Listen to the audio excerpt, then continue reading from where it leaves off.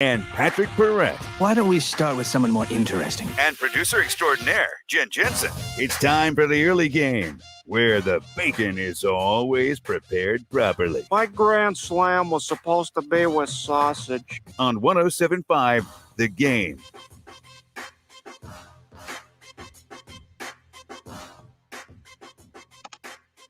We've made it first full week. Well, I say we've made it. I don't know if you've officially made it at 6:05 a.m. At what point do you officially make it through the week? Is it when you end the day at, say, 5 o'clock? Is it at noon? No. On a Friday? I don't know, man. A lot of people, I feel like, say at noon on a Friday is when they've kind of made it because the last few hours. I mean, depending on your job, a lot of people mail it in after lunch. That's what I'm saying. Noon, or is it just depending on your Friday? If you don't have a busy Friday, if you've got something you're looking forward to on the weekend, that at 6:05 on a Friday morning, you say, "Yeah, we've made it." We say that every week, and now that I say it out loud again, I'm kind of like, I don't know if everybody's officially made it. We haven't made it. We got to. Once we get done with the show, I feel like we've made it at 9 a.m. We're done. At that point, then we've made it. Jen goes off and starts partying like it's 1981 or something. Just hands in the air. She's just whatever, has a good time. I go back for a nap. Don't know what you do. I think you nap. I sleep. Yeah, Probably sleep. Yeah. Jen's the only one of us that starts partying at basically 9:03 on a Friday morning. Just carries it through the weekend. Kids are out of the house. Spying on me. Yeah, well, so we have to keep an eye on you. You're the wild one of the group. So yeah, have we made it? Have we officially made it at 6:06 a.m. on January 7th? 8:03. I think we've decided there is no we in this. It's just it's an individual thing. Yeah, I mean, I got to work tonight. Okay, all right. So there's that. When have you made it on a Friday as we get through the first full week of 2022?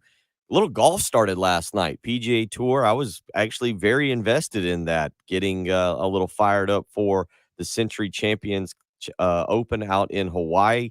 You had that going on. South Carolina, Dawn Staley and the women go down into Baton Rouge in a hard-fought 66-60 victory over LSU. It was a game, Patrick, they made a little bit closer probably than they needed to. Missed some free throws there. Opportunity to really put the Tigers away, but they get the job done and collect another victory, and will return home on Sunday for a game against Kentucky at 1 o'clock. You can hear that right here on 107.5 The Game. You can also catch it live on ESPN. So the women with a big victory last night, little golf action, no Thursday night football, but we do gear up for the final weekend of the NFL. You're more of an NFL guy than I am. I will be watching this weekend. The game that I probably would have been most intrigued to watch won't feature either starting quarterback. Cincinnati and Cleveland, a battle of intriguing young quarterbacks. Baker Mayfield, though, where is the Cleveland Browns going to go with him? And Joe Burrow looking like the next great thing in the NFL, the next stage of big time quarterbacks in the NFL. You got a particular NFL game that you're keeping a tight eye on this weekend that'll pique your interest? No, I mean, the big game will be the last game. It feels like every year there's a win in your end game, or winner goes in, and they always flex it to Sunday Night Football. So, I mean, the most meaningful game by far is obviously that Chargers-Raiders game. They've pretty much dispelled any rumors of a potential tank and tie situation. So they're both going to be trying to win that game, and yeah, I mean, nothing else is too exciting. There's some matchups that would be great. I mean, Steelers-Ravens is always fun. That's probably the best rivalry in the NFL right now. All the Lions and Jaguars are playing for is the number one pick at this point, and the Titans are going to get the number one seed in the AFC because they're going to whoop up on the Texans. So, yeah, I mean, maybe Russell Wilson's last game in Seattle. There's a lot of storylines, but nothing that's just incredibly fascinating. The Panthers are traveling to Tampa Bay. First game after the Antonio Brown fiasco, which has added a lot of new wrinkles in the last 24 hours. Cool. So yeah, I mean, it's an okay weekend. Week 18, the 17th game has not added as much intrigue as we expected. I think the only benefit of that ultimately this year is that it kept a couple teams at least feeling like they were alive longer than they otherwise would have. So I don't know, kind of a bust. I don't really like the 17th game. It is more of a like take a deep breath type of weekend, given that last week at this time we weren't doing a radio show on Friday morning. We were all taking the day off, more of like enjoying the South Carolina victory over North Carolina, which occurred a week ago yesterday. But we were starting to gear up for the college football playoff. You had the 2 playoff games last Friday night in Cincinnati and Alabama, Michigan and Georgia. And then you had New Year's. Then you had a full day of bowl games on Saturday. You had an intriguing day of Sunday NFL. It feels like it's a breathing weekend, but there are things taking place. I mentioned that PGA Tour Golf Century Tournament of Champions out in Kapalua, Hawaii. You got South Carolina traveling up to Nashville to take on Vanderbilt. 8 o'clock tomorrow night. Frank Martin and his guys look for victory number 10 on the season and to get back on track. And Patrick will talk a little bit about that one this morning because they need to win that ball game, I think. I don't know if you ever classify an early January game as a must-win, but when you look at the schedule for South Carolina men's basketball, that's going to be an important one. So you've got that one on Saturday night at 8 o'clock. You've also, as you mentioned, got some good little NFL games that'll take place not just on Sunday, but on Saturday as well. The 2 games on Saturday, Kansas City at Denver, 4:30 in the afternoon. And then I don't know what you would define right now. You said, would you say which game, which ones did you say was the best rivalry in NFL right now? Ravens Steelers. Ravens Steelers. Yeah. Okay. All right. I was going to say you got another really good one in Dallas at Philadelphia on Saturday night, 8:15. I mean, Ravens Steelers just both have won Super Bowls recently and have both consistently been playoff teams. I mean, the stat, Mike Tomlin continued his 15-year streak, has never had a losing season as the Steelers head coach. That was cemented last week, and the Ravens have only been great since they've existed. So it's not the oldest rivalry. I mean, Steelers-Browns, I think, goes back further, but in terms of just 2 teams that have been consistently awesome for the last 20 years, that's probably about as good as it gets. So you got a weekend of sports. You got things you can get into. There'll be some good college basketball as well, but we'll get you ready for the weekend and start really discussing next Monday night's national championship game, Patrick. Alabama and Georgia. We'll start really getting ready for that on Monday. Patrick will pay off his losing bet. I don't understand how he's paying off a bet that he seems excited for, that you generally seem kind of happy to be enjoying a breakfast of mayonnaise and bananas and a sandwich. Have you figured out? I think the big question is, what type of mayonnaise are you going to go with? That seems to be where you're going to create quite the argument. If you're just going to the store and I'm not dumb. I'm obviously it was the Duke's Mayo Bowl.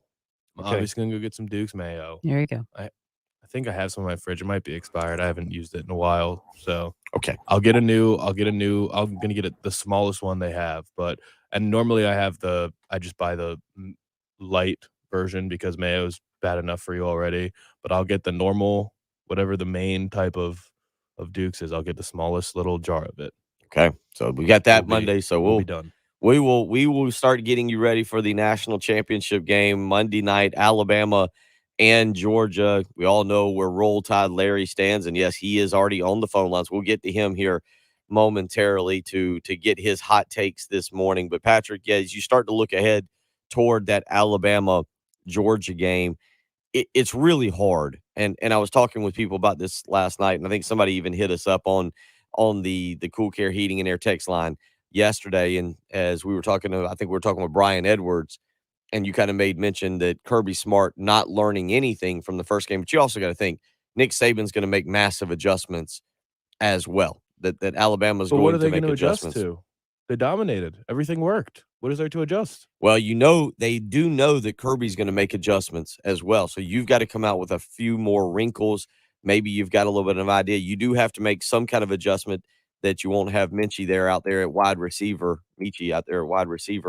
to take away some of the pressure there on the Georgia secondary. You're right. What do they adjust? But you've got to imagine there will be new or different wrinkles thrown at Georgia on Monday night to try and take advantage of whatever Georgia's weaknesses will be on a defense you've mentioned that has 11 guys that have NFL draft grades per Todd McShay. Yeah, I just don't know. I don't know what the adjustment will be. I mean, Alabama's obviously deep, but outside Jamison Williams, there's no one that you have to really cater your whole defense around. I mean, Jamison Williams, I assume, will be double covered the entire time.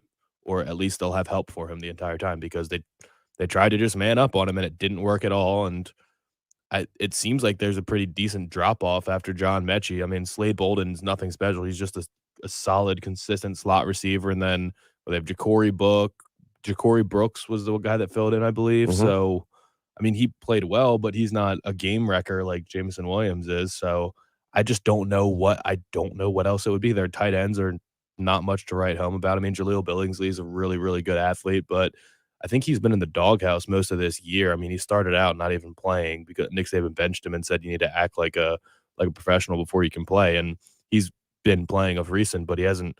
I don't think he's necessarily lived up to expectations. So I just don't know. I don't know what they would do different offensively, and just maybe they make adjustments defensively and figure out a way to cover the tight ends of Georgia. I would not expect Brock Bowers to have as big of a game as he did the first time. I'll have to go back and look what his numbers were, but they had to be huge. He seemed like he caught the ball in every single play. So maybe that's the adjustment, but then Georgia's got Darnell Washington. They got George Pickens. He's getting more healthy every week. It is interesting what you bring up. Jameson Williams and John Mechie combining for 171 catches this year. 171 catches. I'm doing quick math on this. I'm going to say that's more than double the combined catches of about everybody else there. Just looking through, you got Jameson Williams, 75 catches, 1,507 yards this year, 15 touchdowns.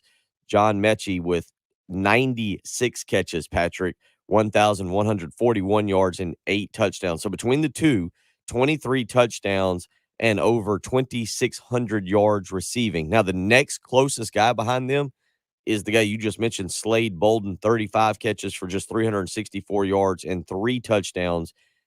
They really don't have other wide receivers. Bolden, Trayshawn, follow me on this so you don't get confused. Slade Bolden and Trayshawn Holden is the next best wide receiver with 15 catches. Bolden's got 15.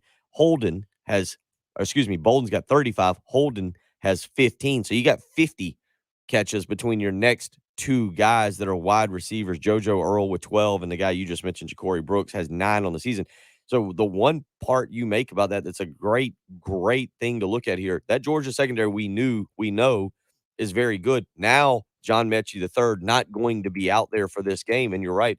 Total focus can be on Jameson Williams and having to take him away. Yeah, because Jameson Williams, and it was that record-breaking performance, 421 yards for Bryce Yagamos in a SEC championship game. 281 of them came from Jameson Williams and John Mechie.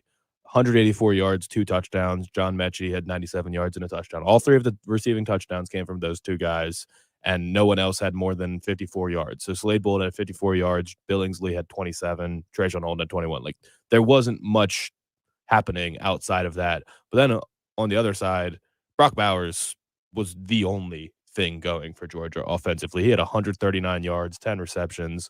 No one else had more than, George Pickens was the next, 2 receptions for 41 yards. He had that long one down the sideline, that 37-yarder, and then he had one little underneath 4-yard reception. Like, George Pickens has to be a bigger factor in this game. Darnell Washington, their freak tight end, that's going to be probably a first-round pick next year, despite not much production this year. He's been battling an injury. He only caught 1 ball, but it was a touchdown. It was the one that they just kind of lobbed it up, and he jumped over the safety because he's 6'7" and his reach is insane. Those 2 guys have to be more involved. You can't have 3 catches between 2 of your 3 best receivers. Like, Brock Bowers, the distribution in that game is not the same as the talent that Georgia has on offense. Like, they need to get those guys more involved. So if there's any adjustments, I think Georgia is in much better position because they got absolutely destroyed by Alabama's 2 best players, who they knew were the 2 best players going into the game, and their big-time players really didn't even show up. Well, and one other point to this, you go back, that game was fairly close. Georgia actually had they had a 9-minute time of possession advantage, but Georgia couldn't run the ball effectively. Now, Alabama really couldn't either. Both teams there, Georgia 109 yards on the ground, Alabama just 115. It was a game that was decided through the air, but I don't see a scenario, Patrick, where Stetson Bennett throws 48 passes again and Georgia walks out of Indianapolis with national championship title and future rings that they will receive. This is a game where Georgia has to run the football. James Cook was the leading rusher against Alabama in the previous game. 11 carries, just 38 yards.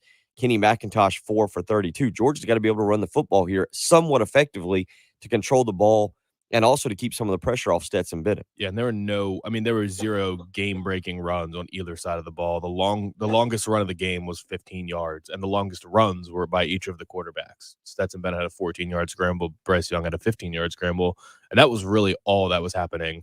Maybe if Alabama makes an adjustment offensively, you could see Brian Robinson have a bigger game. But, I mean, the Alabama offensive line isn't great, isn't what it usually is, but they pass protected really, really well, and that was the shock to everyone, really. So, yeah, I mean, I would think that the winning team would be more effective on the ground, but I can totally see Alabama just winning through the air again. Bryce Young is probably the best player on the field when Alabama's out there. It'll be interesting. If Kirby can't learn from this, if the same thing happens over again, where Jamison Williams has over 150 yards and a couple touchdowns, and Bryce Young gets in the 350 to 400 yard passing range, and Alabama wins the game, I don't know how that will reflect on Kirby or what the discussion would be after the game, because as a defensive guy, you just have to be able to do a better job when one of the best players on the other team's offense is out and you've already seen it happen once. I would think that you've got to be better than that. If you want to weigh, we'll continue talking about this. We'll talk about it today. Obviously, we'll have plenty to talk about from the weekend with the 2 basketball games that'll take place, South Carolina and LSU. South Carolina and Vanderbilt tomorrow night, and then Dawn Staley and South Carolina taking on Kentucky on Sunday at Colonial Life Arena, 1 o'clock if you plan to attend that. That game also be on ESPN. But, yeah, we'll have plenty to get into on Monday, so it'll be a lot of discussion on Monday. But today we'll talk a lot about this national championship game. If you want to weigh in this morning, 803-404-6100. You can hit us up, Love Chevy phone lines, or the Cool Care Heating and Air text line, so you can get in touch with us either way there. Also, as always, you can hop on the internet stream, the Buford Lending live stream, and catch up with us. Craig, Kellett, Daniel, Josh, Trey, Lee, who else we got? Anthony, Decor, Sonny, DC. Oh, the live stream up and moving around this morning. You can go to youtube.com, search 1075 The Game. That's how you can track down our YouTube page. Then we just ask you hit that subscribe button. Subscribe to us, keep an eye on us, and watch and comment. You can also go to the Facebook page as well, 1075 The Game's Facebook page. But again, if you want to subscribe, you want to catch up with us, go to youtube.com. You can got a channel right there. You can search 1075 The Game, and you can find our channel. You can subscribe, and you can hop on and join in the conversation. What all have we discussed on that live stream this week? We've had liver pudding. We've had, convenience store breakfast. Best items for breakfast from a convenience store. Bill wearing 90s. That's also been part of it. Jen was very thrilled with that. She made even a little montage that we'll get around to at some point today. Patrick, I think we've also discussed movies and as always. As always. So if you want to jump in, the live stream in and of itself is a completely different world. We encourage you to go and consume the show that manner, as well as listening on the radio. 803-404-6100. Again, how you can join us this morning when we come back.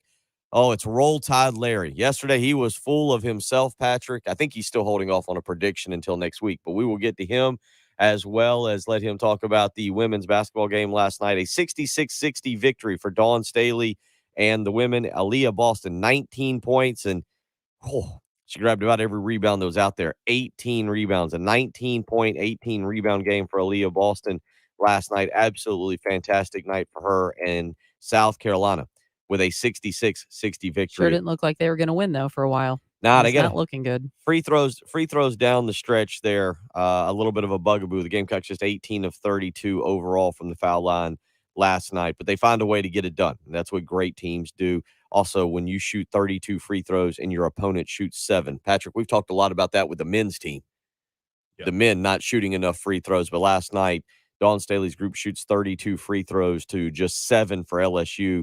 Dawn Staley's team makes 18 to just 3 for LSU, a 15-point differential there at the free throw line. We'll talk more about that and the national championship game as we roll along. If you want to weigh in, 803-404-6100. You're listening to the early game on 1075 The Game.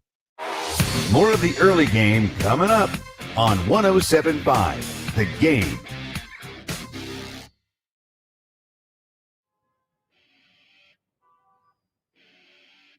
From the Shepherd's Glass Traffic Center, Shepherd's Glass, a true reflection of quality. shepherdsglass.com.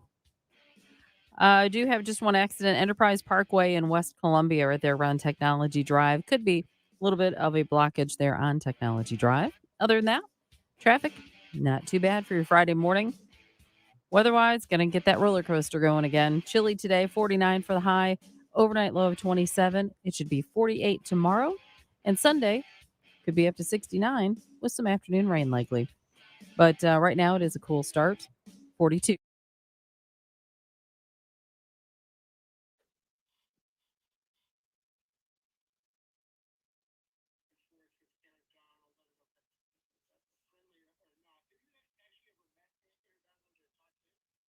Morning, Robin, Roger, Greg. John from Somerville. All right. Yeah, I didn't read. I apologize. I was just scrolling names there. All right. John from Somerville joining the live stream this morning. Welcome in. Oh, we'll have to read that. Get back to that one, Daniel. Georgia secondary exposed against Alabama. Josh, good morning.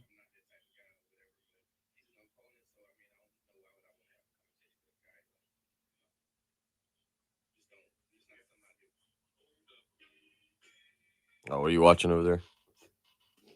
Devo.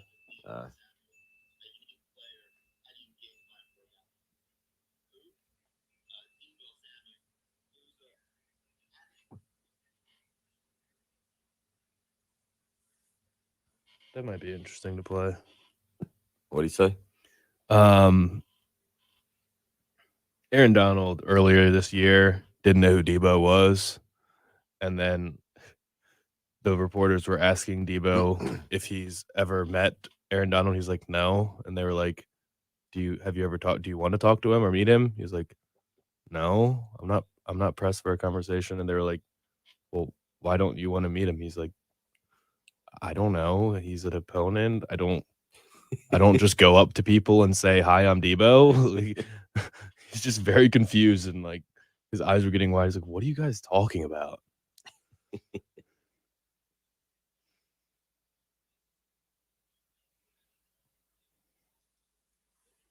Good morning to everybody. I hope you're up and at 'em this morning.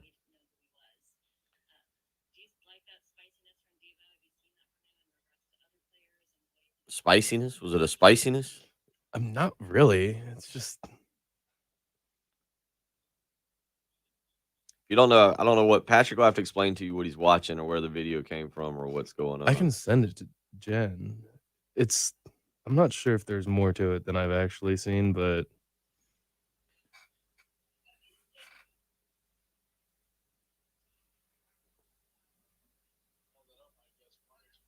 We'll see where Gamecock Larry takes us this morning.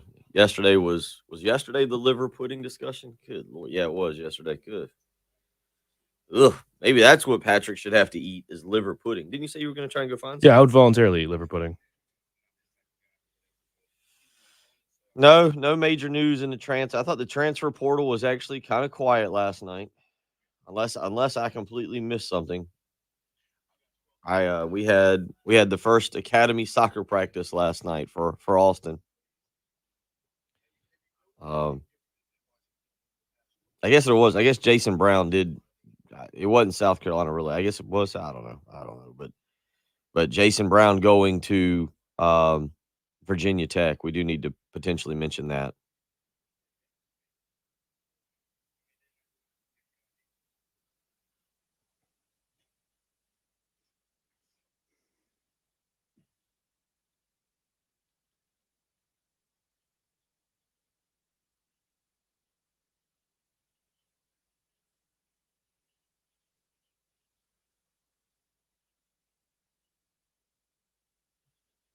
Aaron Donald is so scary.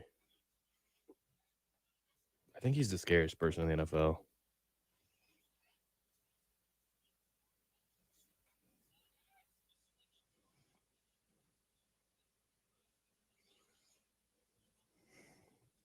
So I I didn't ever work to confirm this yesterday because I don't need to, but I believe Spencer Rattler was on campus yesterday attending the student orientation and is technically taking a visit.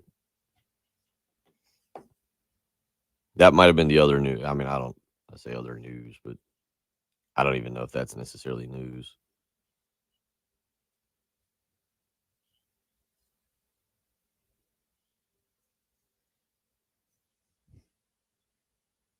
All right, I'm going to send these things to Jen. Okay. We can get to it.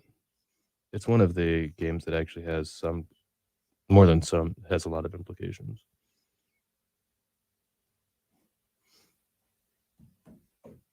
Jen, I just sent you 2 things on Twitter.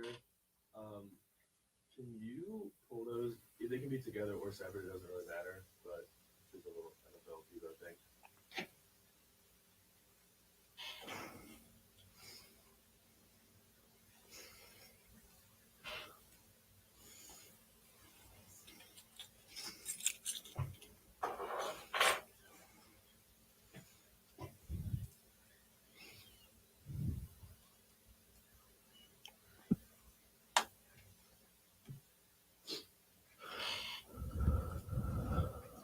All right.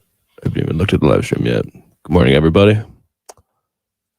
Lee, I would be very surprised at this point if it's anything other than commanders or admirals. Admirals. I'm pulling for Admirals. I don't like either of them, but I'll learn to appreciate either of them. I actually just don't care at all. I'm surprised how little I care. I'm just not sold on either one.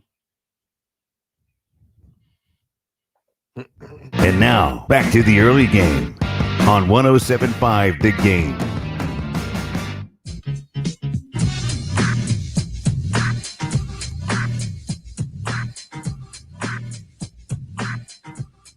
Eight 803-404-6100, or you can join us on the Buford Lending live stream. I see we've got a new entry or a new person. I say new because John from Somerville has texted us plenty of times, Patrick, on the Cool Care Heating and Air text line, but now joining us on the Buford Lending live stream. So a new addition there. Welcome on in. Come on in and have fun. It's nice.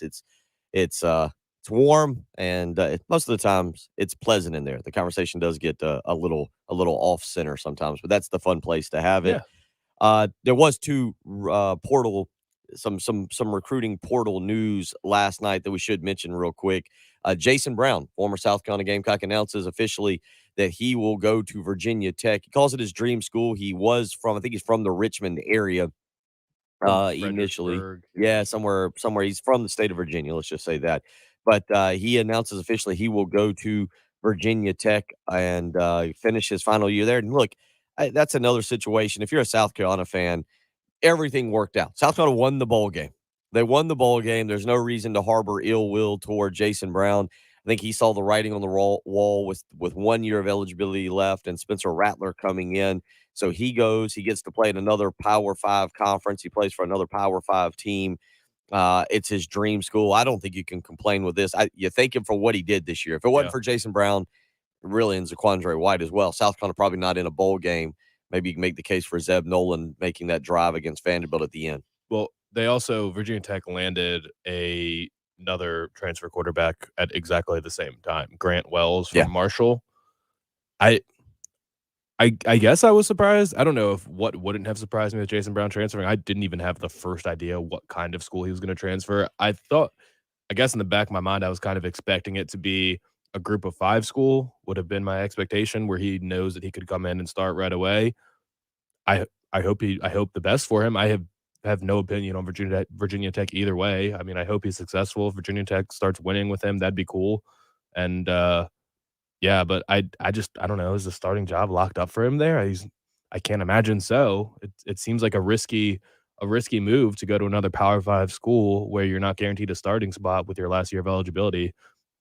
Obviously, he is going to have less competition than Spencer Rattler, but either way, I mean, if it's your dream school, it's your dream school. That's really cool. You'll get to go play in front of an awesome crowd, and it'll be fun. But if he wants to play, that's a risky move. Well, I think at the end of the day, that's an open competition as opposed to what's going to happen in South Carolina. Like they were Yeah. South Carolina didn't Shane Beamer, Marcus Satterfield, the South Carolina staff didn't bring Spencer Rattler in to compete for the job, right? Like he's brought in as the starter. Now maybe they're telling him, hey, you need to, you're not just going to be handed anything.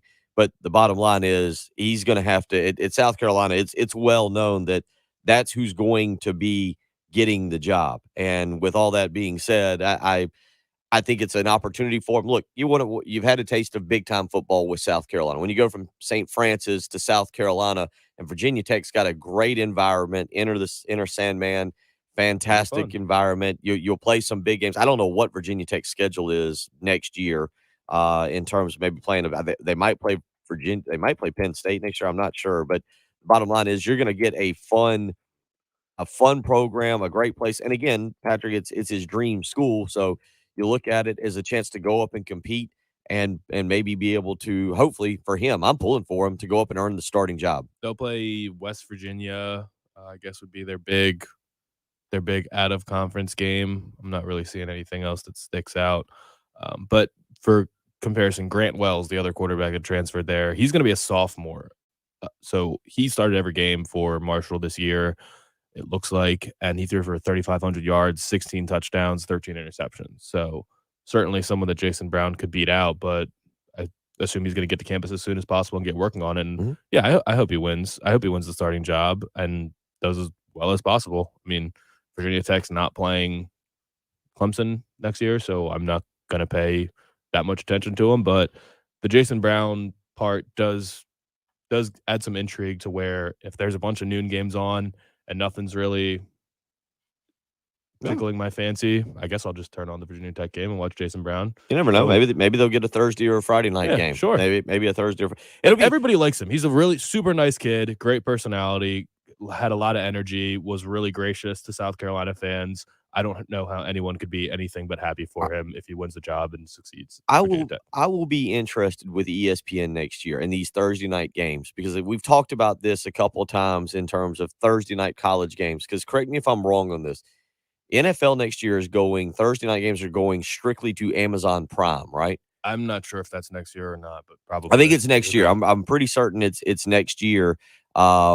But they're going strictly to Amazon Prime. So I don't even think the NFL Network has. I could be wrong. Now that I don't. That's where I'm a little confused. I don't know if like the first 4 weeks are on the NFL Network or if there's some kind of change. Obviously, the first NFL Thursday night game will be on NBC like they always do.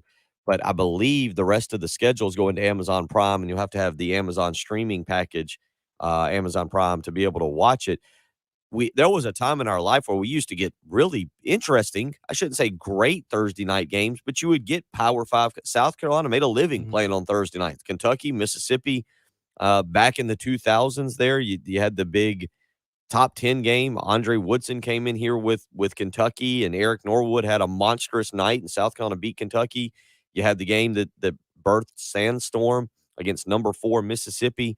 South Carolina played some Thursday night games during their time. There was, I'm trying to think, I think the game against, at that time, number 1 Auburn, where Jared Cook unfortunately dropped a long touchdown pass that would have tied the ball game, I believe was a Thursday night game. Are you looking at it? It is exclusively Amazon Prime next year. So the fact that it goes away from regular television, I wonder if ESPN gets aggressive again with Thursday night scheduling, and you see more games that feature an ACC team. You see if ESPN, who's paying bukus, just obviously tons of money for Thursday for SEC football, does ESPN say, hey, look, I realize we've got the SEC network. I realize we've got ABC that we're putting you on. We got ESPN. We got ESPN2. We got Lord knows what. We're going to take one of your games. We're going to throw them on Thursday night. You're going to play a Thursday night game again. It'll be interesting to see. And I only say that because, you see a scenario. Virginia Tech, for a while, there was kind of synonymous with playing on a Thursday night and Thursday night in Blacksburg. And, again, Enter Sandman, all those good things. The other quarterback news from yesterday, Patrick, Zach Calzada, another domino falls. He's going to go to Auburn. And I think this is, if you're not a true blue blood at this point in time, Ohio State, Alabama, Georgia's taking transfer quarterbacks. But next year's Auburn quarterback battle will really be between two transfers. One from it's kind of interesting. There'll be 2 transfers from SEC programs, but TJ Finley from Auburn, Zach Calzada from Texas A&M appear to be the guys that Brian Harsin will go out there with. I think you mentioned Demetrius Davis as an actual recruit that they brought in, which is, I don't know if that's going to be the norm anymore, but using the transfer free agency portal, and Zach Calzada, another quarterback domino falls last night. It's just kind of weird, and it seems fairly pointless when you just look at all the movement within the conference. When you have TJ Finley from LSU to Auburn, now you've got Max Johnson, LSU to A&M, and you've got Zach Calzada, A&M to Auburn. Like, of all those guys, is anyone in a substantially better position than they would have been if they just stayed? I first of all, I don't even know who's the best of them. I guess I would lean towards Zach Calzada because he beat Alabama, and that's literally the only reason I think that. And I've never been impressed with Max Johnson, but Calzada left because he didn't want to compete with Haynes King and a freshman, but Max Johnson goes right in, and does he think that he's going to start right away? And I don't know. There's just all this movement, internal movement within the conference, and nobody seems to have gone to a place where they've solidified a starting spot for themselves or really improved their outlook at all. Well, if you're going to transfer to, there are if you're a Spencer Rattler and you have the pedigree, when you transfer, you're pretty much going somewhere where you're going to be the starter. Dylan Gabriel is going to go to Oklahoma, and he's going to be the starter right away. Likely, yeah. But that's also because I have no clue what they had behind Caleb Williams. I mean, they lost. If you're Oklahoma, you had the number 1 quarterback. Spencer Rattler's backup, Tanner Mordecai, 2 years ago transferred to SMU. Yeah, the quarterback situation there is insane. But you're right. But I think that's where we're going. And thank you, Jan, for sending it in, because there was another quarterback movement yesterday, and I couldn't remember who it was and didn't feel like doing a complete search. Connor Bazelak announcing he'll go to Indiana.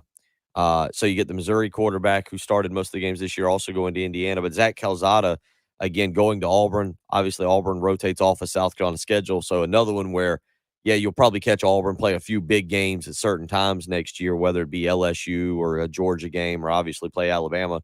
But the bottom line is, there goes Calzada. And if it's not for that Alabama game, are we even really paying attention where Zach Calzada went? I don't know, because he was a highly touted recruit, right? I know he's an Elite 11 guy. I don't think he was a 5-star, but I don't know. I mean, he's super talented. He's got a really strong arm, but I mean, the Alabama, he just kind of made him a legend at A&M automatically, which that's what I didn't understand why he left, because Haynes King didn't do anything in the 3 games or whatever it was that he played to make you say, well, he's clearly the starter next year, no matter what Calzada does. Like, Zach Calzada would presumably have a great chance to compete and win that job.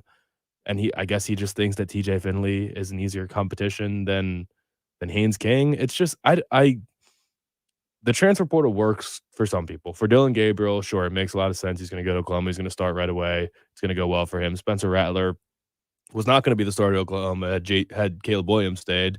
I guess if he just waited out a little longer and saw that Caleb Williams was leaving, he could have just come back in next year and started again. But he'll be in a position where he can start right away, so it works for him.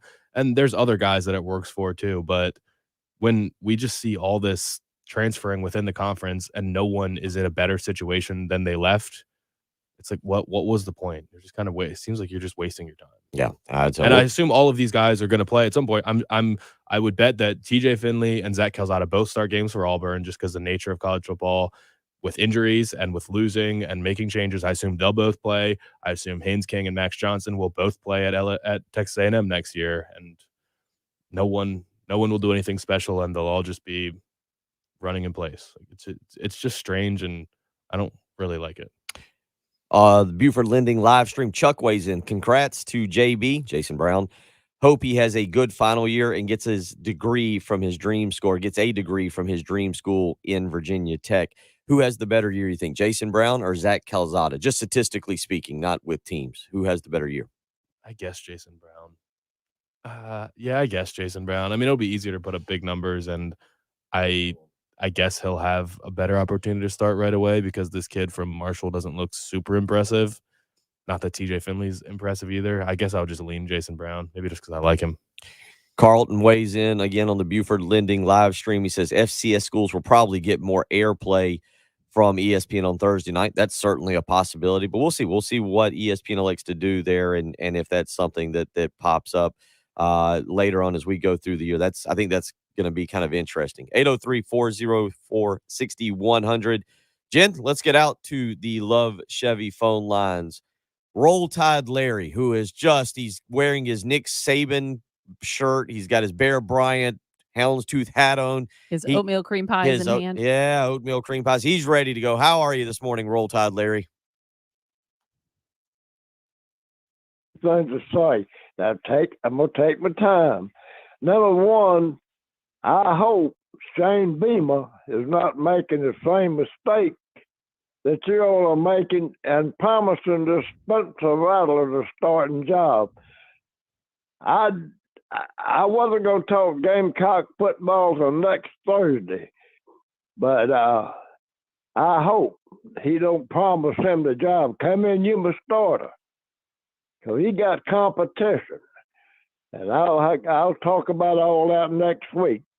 Number two, the game last night. I think them officials after the Gamecocks, six, what do you call it when you charge a six?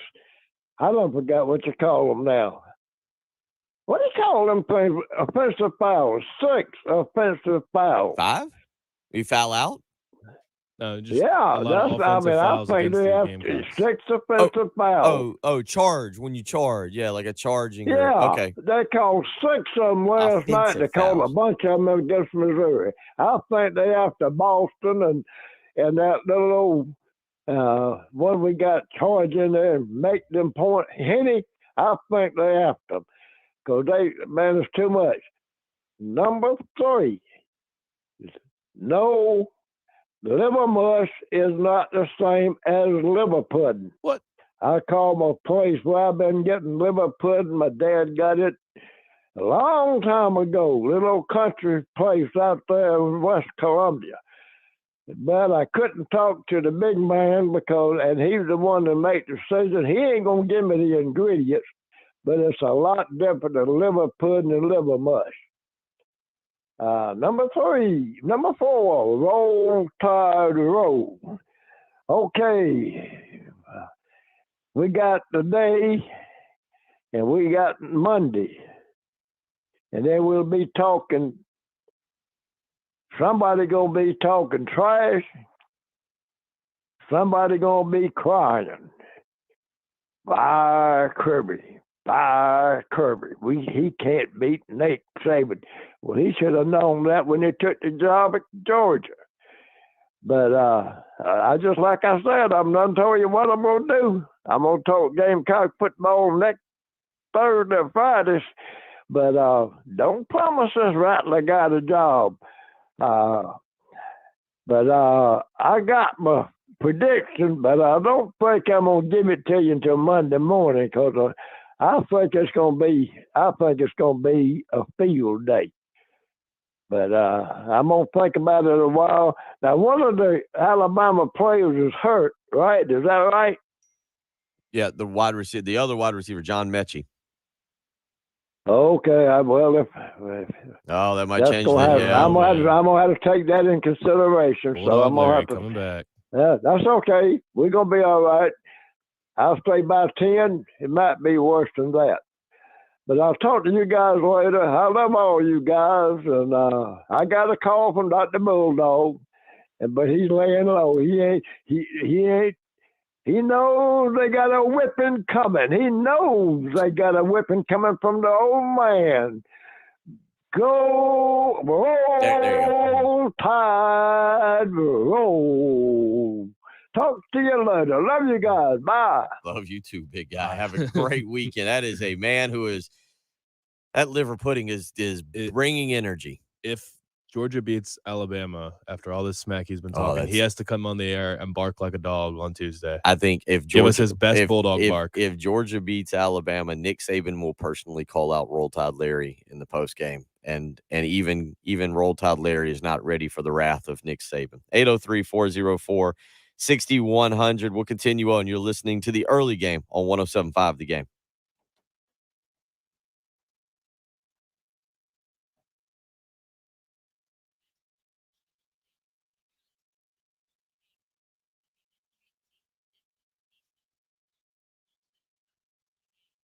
1 full week completely in the books, and the kids are home from school. They're going to probably be ready just to stay in the house all week, track dirt and mud and whatever else through the house when they come in. So when they leave and head back to school Monday, it will definitely be time to call Zero Res. That's right. I need to get Zero Res out to the house with their patented ZR water technology, scientifically proven to get my carpet, rugs, tile, upholstery all insanely clean. You need to do the same. Maybe your kids aren't tracking dirt into your house like they are mine. I mean, who knows? Your kids might be a little bit cleaner. But the bottom line is you want your house to be clean. You want it looking special. You want it looking great. So when other family members or guests stop by, they can praise you for just how beautiful the home is. Allow Zero Res to be the one that helps you. Give them a phone call today, 803-262-4020. Right now, you can get 3 rooms of carpet cleaned for only $119. And when you mention me, Bill Gunner, 1075 The Game, you can do that. How hard is that? I know even some of you that don't like me, you can still get those words out of your mouth. Bill Gunner and 1075 The Game, you'll get a hallway cleaned for free. So you can get that house nice and spiffy, looking great, all because of the ZR water with Zero Res. 803-262-4020, or you can schedule online, ZeroResColumbia.com. Again, 3 rooms of carpet clean for only $119. And when you mention me, Bill Gunner at 1075 The Game, you'll get a hallway clean for free. Again, that's Zero Res. Spell it forwards or backwards. It's the right way to clean.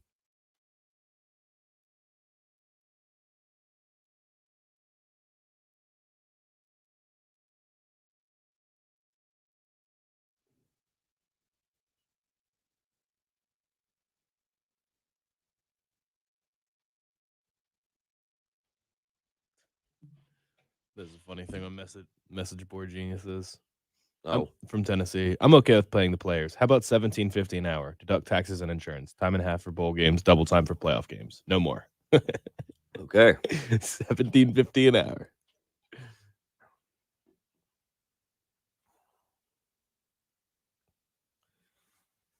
Wanham decor, yeah, Wanham is coming back.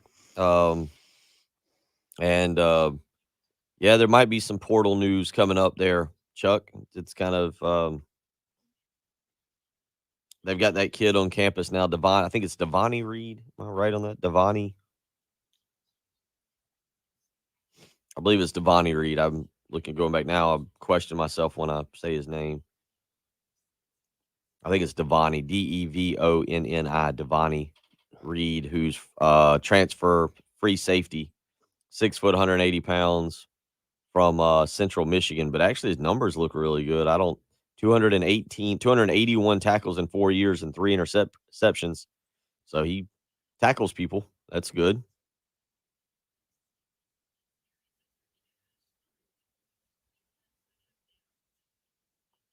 One thing's for sure, Southcon is that secondary. They're completely rebuilding the secondary. It looks a lot better. So the bigger, who's had liver mush and who's had liver pudding now? Let's go back down that liver mush and liver pudding. Both sound awful. Patrick, did you say you discovered both are the same yesterday in Gamecock I thought Larry? both were the same. Gamecock Larry rejects that. Gamecock Larry does not listen to the liver mush, liver pudding.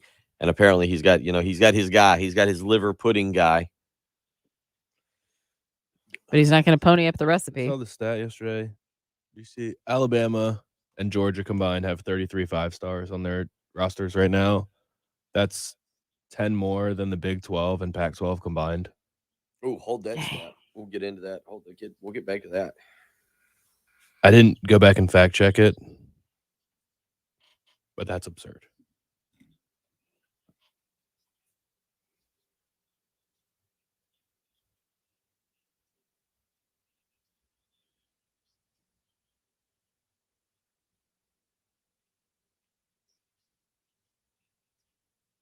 And then this guy, Pick 6 previews, to put it another way, there are 66 Power 5 schools. Georgia and Alabama's 33 5-stars are more than the bottom 55 rosters combined. Wow. Yep, Daniel, I agree. Both liver mush and liver pudding. That will not be on the Gunner breakfast table tomorrow morning. It'll be your regular eggs, bacon, I need to be making a list of what we need for breakfast for what? like breakfast tomorrow morning. 'Cause the kids. Oh. We got a basketball game at 1:00, but I'd like to do a breakfast.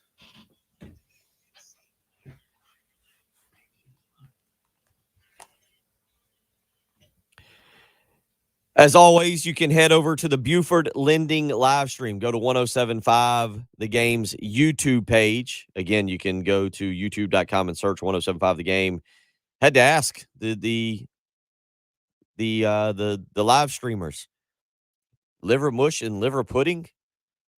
Patrick, you say they're the same. Gamecock Larry. He doesn't know what he's talking about. Oh, he doesn't know. Yeah, Jay says liver pudding and grits. RL, liver pudding guy here. Kelly, I have had liver mush. I was not a fan, but it was not horrible. And Daniel, I agree with. Both sound gross. Head on over to that live stream and jump in. We'll do an hour number 2 next. You're listening to the early game on 1075 The Game.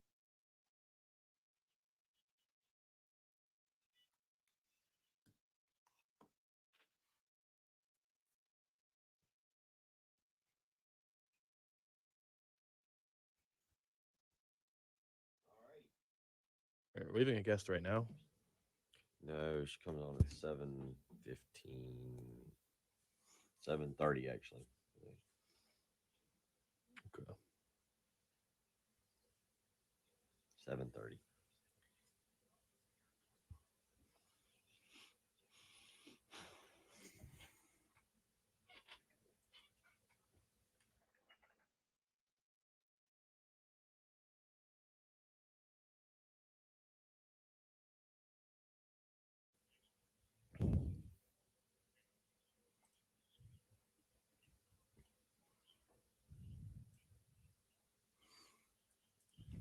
Though sometimes considered the same as liver pudding, liver mush would generally contain more cornmeal. That would seem to liver mush would. Yeah. Okay. I feel like more cornmeal in whatever we're discussing is the direction we have to go. I would prefer less cornmeal. Less cornmeal, more liver? Yeah. Okay. I'd go more cornmeal. I'd go with none of the above, but yeah, if I've got to choose. Both sound I'm with y'all. Both sound like something that I watch the kids eat on A Christmas Story. I feel like that's something that would have been eaten in A Christmas Story. You should just every once in a while just force them to eat something crazy like that. My daughter will do it. My son, I guess Austin's probably off to school already, but Austin's not an adventurous eater. Ansley will try stuff. Ever since trying escargot on my first cruise when I was like 10 years old, You've been a little bit more adventurous. Yeah, I'll eat anything. I'll eat absolutely anything. Blocks of Niece's liver pudding and also sausage are sold in various grocery stores. Oh, I mean, yeah, it would not. I mean, I don't want to have to go to multiple grocery stores to find liver pudding. I shop at either Publix on Gervais, Lowe's on Forest Drive, or Food Line in 5 Points. Those are really the only places I go for shopping.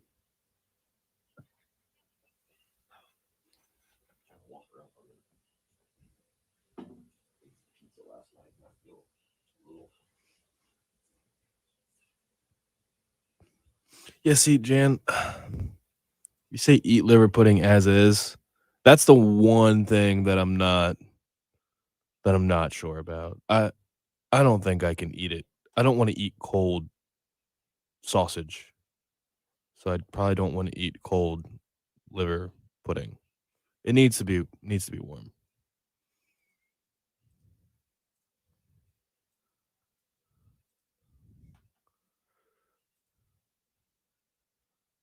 All right.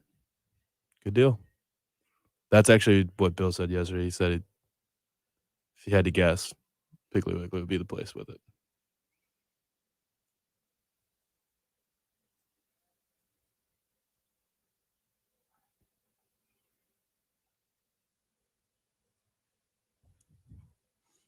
You know what? That's okay.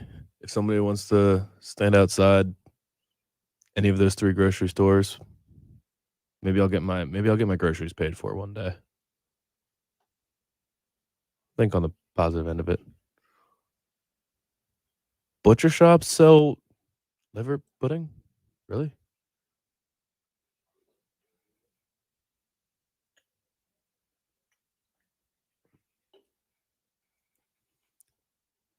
Yeah, I wouldn't eat the sausage.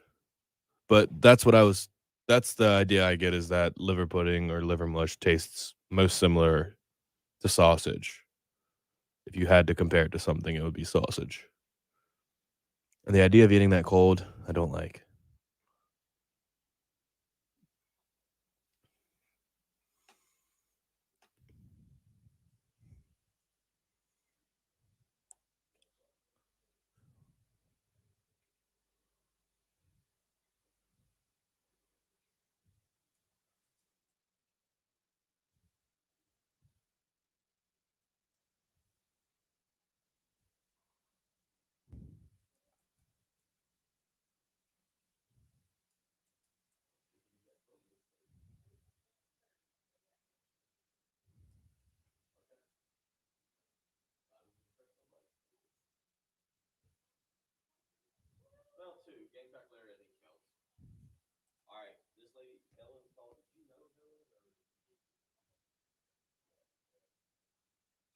All right. In the sausage area. I do like boudin. Feeling better, Chuck?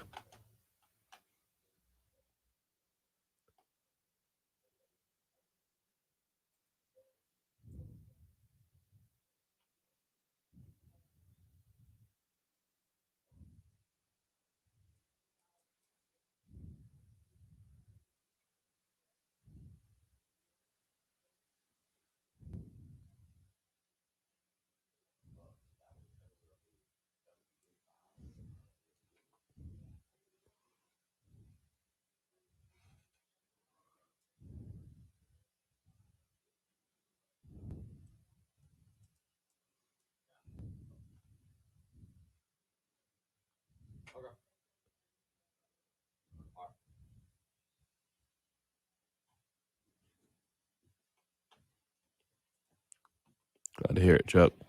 One bad day.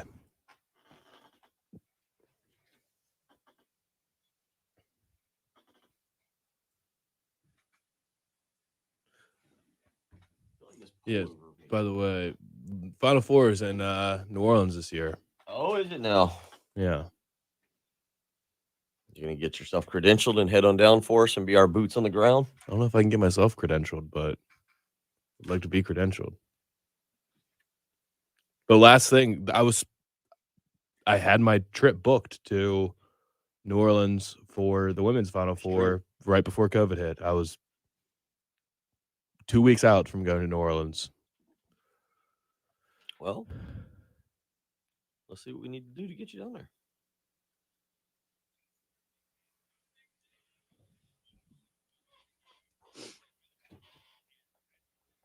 And producer extraordinaire, Jensen. The coffee is brewed, the donuts are fresh. It's time for the early game. Hey, will you guys let me know if this ever airs? On 107.5, The Game. Okay, if we made it now at 7 a.m., when you get past 7 a.m., have you made it through the week now? What's the official time? Again, we started the show. When is the official time you've made it through the week? Because Like 5 o'clock. PM? Yeah. For most people. See, I don't know. I'm with Patrick on it. I feel like most people, if we did a poll on that, when have you made it through the week? Or at least I think you got to get to lunchtime. That's where I feel like most people would go. But we're slowly backing up the work week, I feel like. Like, I'm basically become one of those people. Now, we don't have a hard job. Let's be perfectly honest about what the three of us are in here doing. We come in here and we goof off and we talk about liver mush and liver pudding and 90s and donuts. And I mean,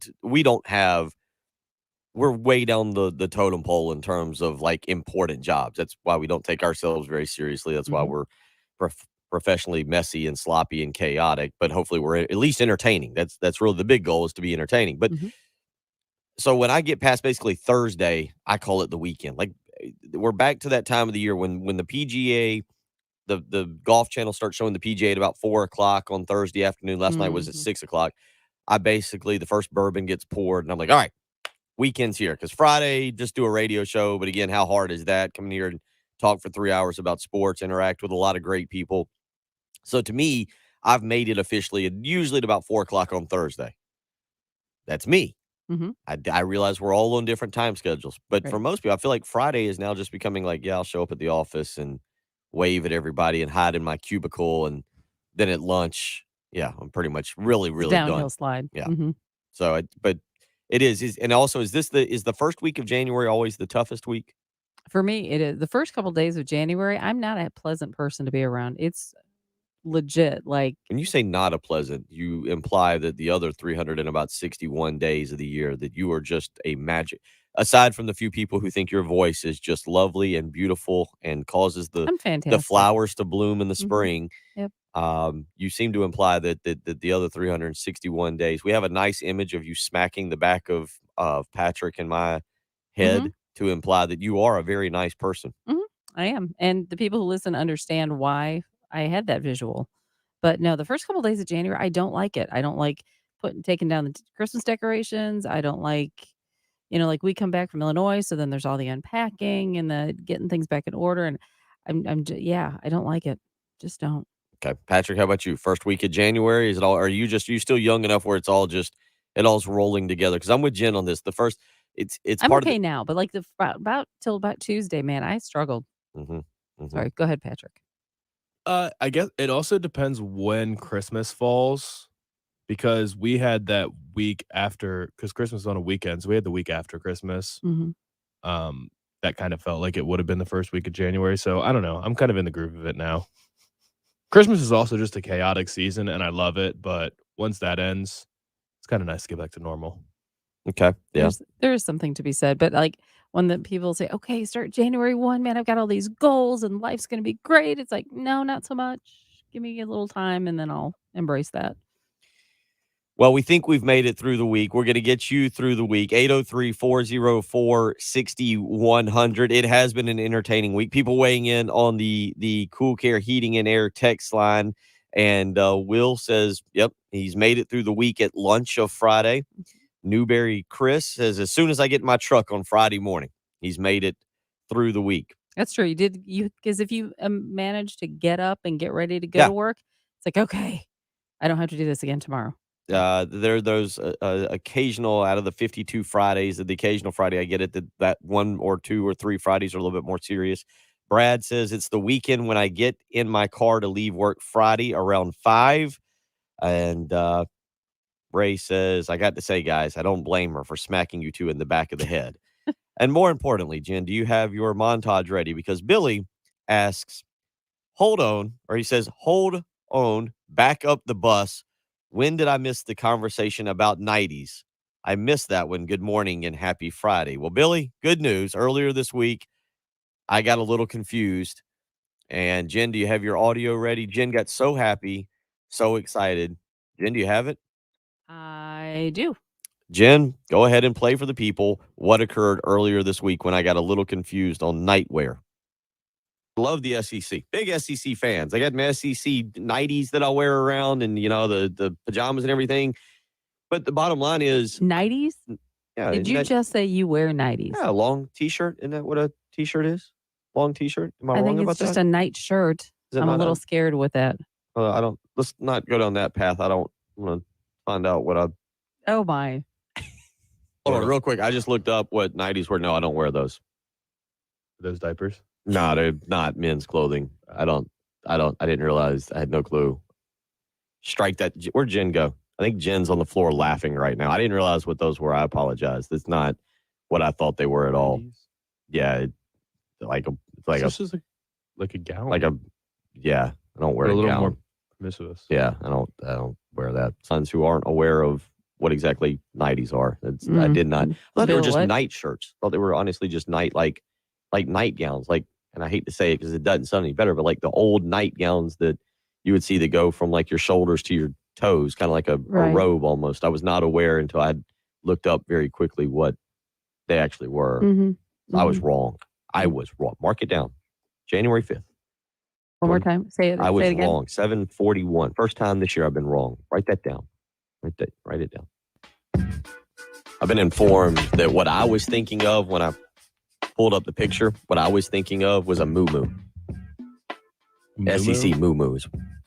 Yeah. Spell that M-U-M-U? I think it's just a moo. I think it's M-O. Moo-moo like a cow. Like a cow's moo. You know what? That you didn't get any part of your man card back with that explanation. Yeah, it's comfy. Anything you've missed from this week, you can go to the podcast page. Go to 107.5 The Game. I'm still not understanding what you had at all, really. You got to find a picture at some point. You know, what you're talking about. Honestly, do you remember like some of the old Night Before Christmas, like an illustrated book? They would show like the husband and wife, and he, Ma in his kerchief, or I in my cap, or something like. And you would see the dad wearing this really long nightgown that went to the ankles, and he'd have a little hat on, and we're talking old time stuff, but the name was just funny. I told Billy I need to show me what he was talking about. I know what the 90s are. I'm talking about the SEC moo. I want to see a picture of what you were actually talking. Oh, I got what you. you were actually trying to. The thing that started all this. I don't know how to spell moo. And I typed in SEC moo, and that actually doesn't. That didn't. There was the one right in the middle of it that's not exactly better, but there's the other one. I know. Radio is not a visual medium, but yeah. So anyway, so that's anything you've missed from the week, and we had Perry Worth and Michael Scarnecchia on earlier in the week on Tuesday. Jen does a great job of getting up different segments as well as the interviews that we do here on the early game. Anything you've missed, go to 1075thegame.com and check out the podcast page. You can go up to the top. You got a little tab there. You can click on podcast page. Anything you've missed. Heath has some great interviews as well.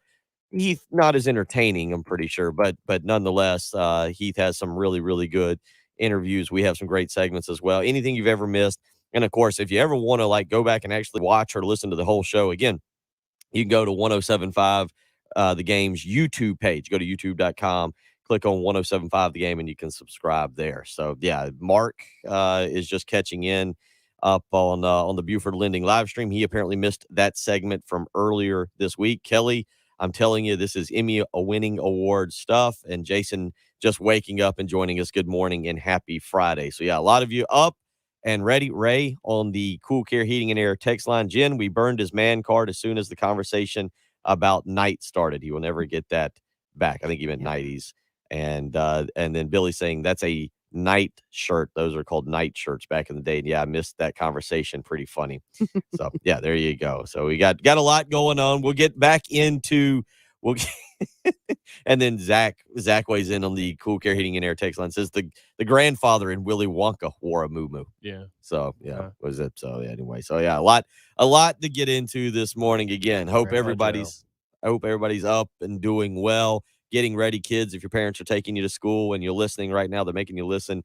Tell them you want a donut. There's no better way to start a Friday than with a delicious or a honey bun. Oh, that was another conversation from the week. Yeah, iced honey bun. Kids, get some good sugar in you before you go to school. The teachers love that as well. 803-404-6100. Again, last night, South Carolina knocks off LSU 66-60 down in Baton Rouge. I guess Dawn Staley keeps up with this. I mean, she's the one that said it last night, but according to Dawn Staley or according to ESPN, I'm seeing another tweet that says, according to ESPN Stats and Info on Twitter, Patrick, at ESPN Stats Info, Dawn Staley and South Carolina basketball are the first team ever to defeat Gino Auriemma, Tara Vanderveer, and Kim Mulkey in the same season. Okay. But that's good. Great. I mean, that's good. Gino Auriemma only loses one game every couple years, or at least until Dawn Staley started knocking his team off a couple times. So that doesn't surprise me. It's kind of a random.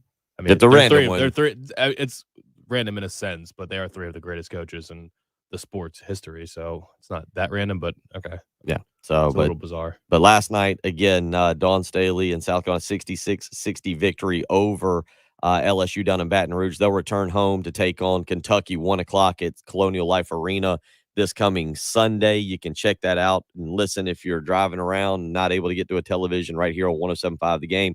That game will be televised by ESPN, the original, not Deuce, not SEC Network, nothing else. Nope, ESPN itself will televise South Carolina, Kentucky on Sunday at 1 o'clock. Saturday night, Frank Martin and the men's team head up to Nashville. Patrick, we'll talk a little bit about that. It is a very important game. Andy on the Cool Care Heating and Air text line weighed in with some thoughts on that. We'll get to that. We'll continue talking about the national championship game coming up. And I want to get back into that quarterback discussion and the transfer portal because you are seeing some interesting things. Connor Bazelak, not an all-world quarterback from Missouri, but transferring out. Zach Calzada, obviously the transfer from Texas A&M, now going to Auburn. Jason Brown, the other news last night, former South Carolina quarterback, going to Virginia Tech. So we'll get back into a little bit of transfer portal news as well. Plenty we've got going for you this morning as we roll along. Again, coming up in about an hour, Chris Deering with Prep Red Zone Network. It'll be our Corley Pools high school headlines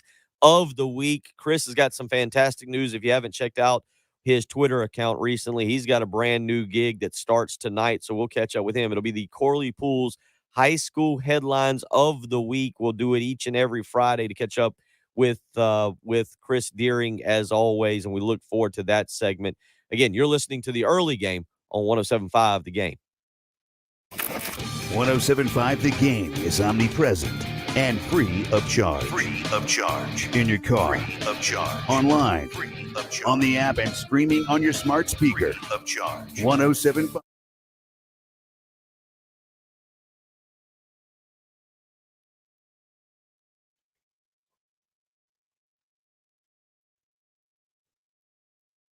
Supposed to have a live.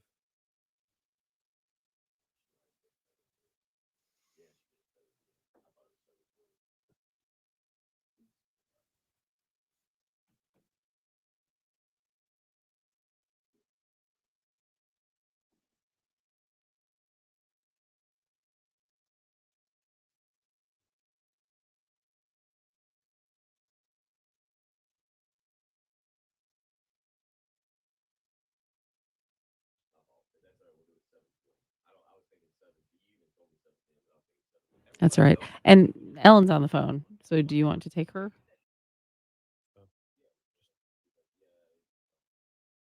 Just do it now. Trying to get that info right now.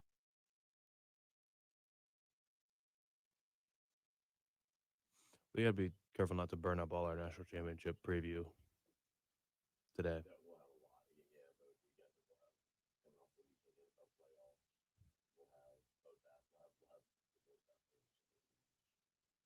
We're not going to talk that much about it.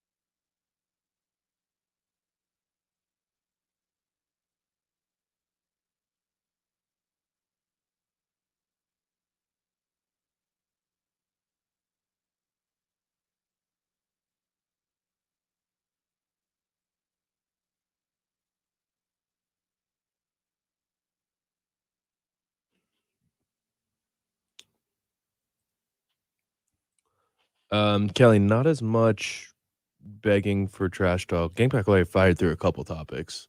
Clarified that liver mush and liver pudding were different things. Talked a little trash about Saban, and he said that the refs were out to get South Carolina because of all the offensive fouls against South Carolina. So, yeah, there's a lot to touch on. I think his official prediction is coming Monday, but he will accept all trash talk throughout the weekend.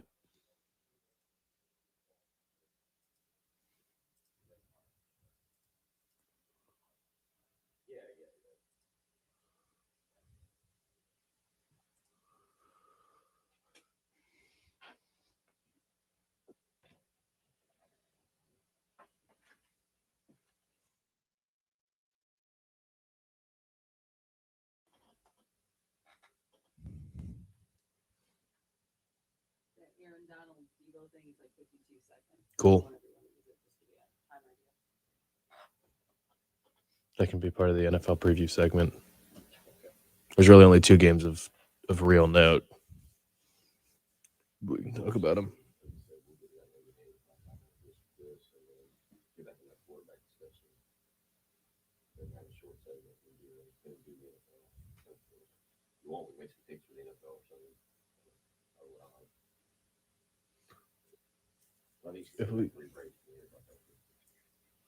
What did Kim Mulkey say in the post game? Something substantial enough that ESPN's playing it on SportsCenter.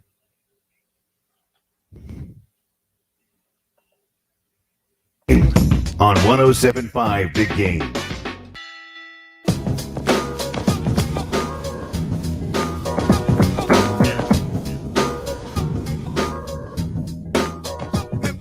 $7:22 on a Friday morning as you get up and you head off to work, or the kids head to school. And like I said, kids, if you're heading to school, go ahead. Ask your parents right now. Hey, there's probably a donut shop somewhere on the way. Get yourself a donut. Tell them the Bill Gunner they gave permission.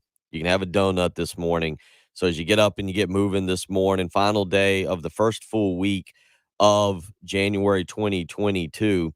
Yeah, it's a good way to celebrate and get the Friday morning started correctly with a nice like chocolate sprinkled donut. So get that going before you head into school this morning.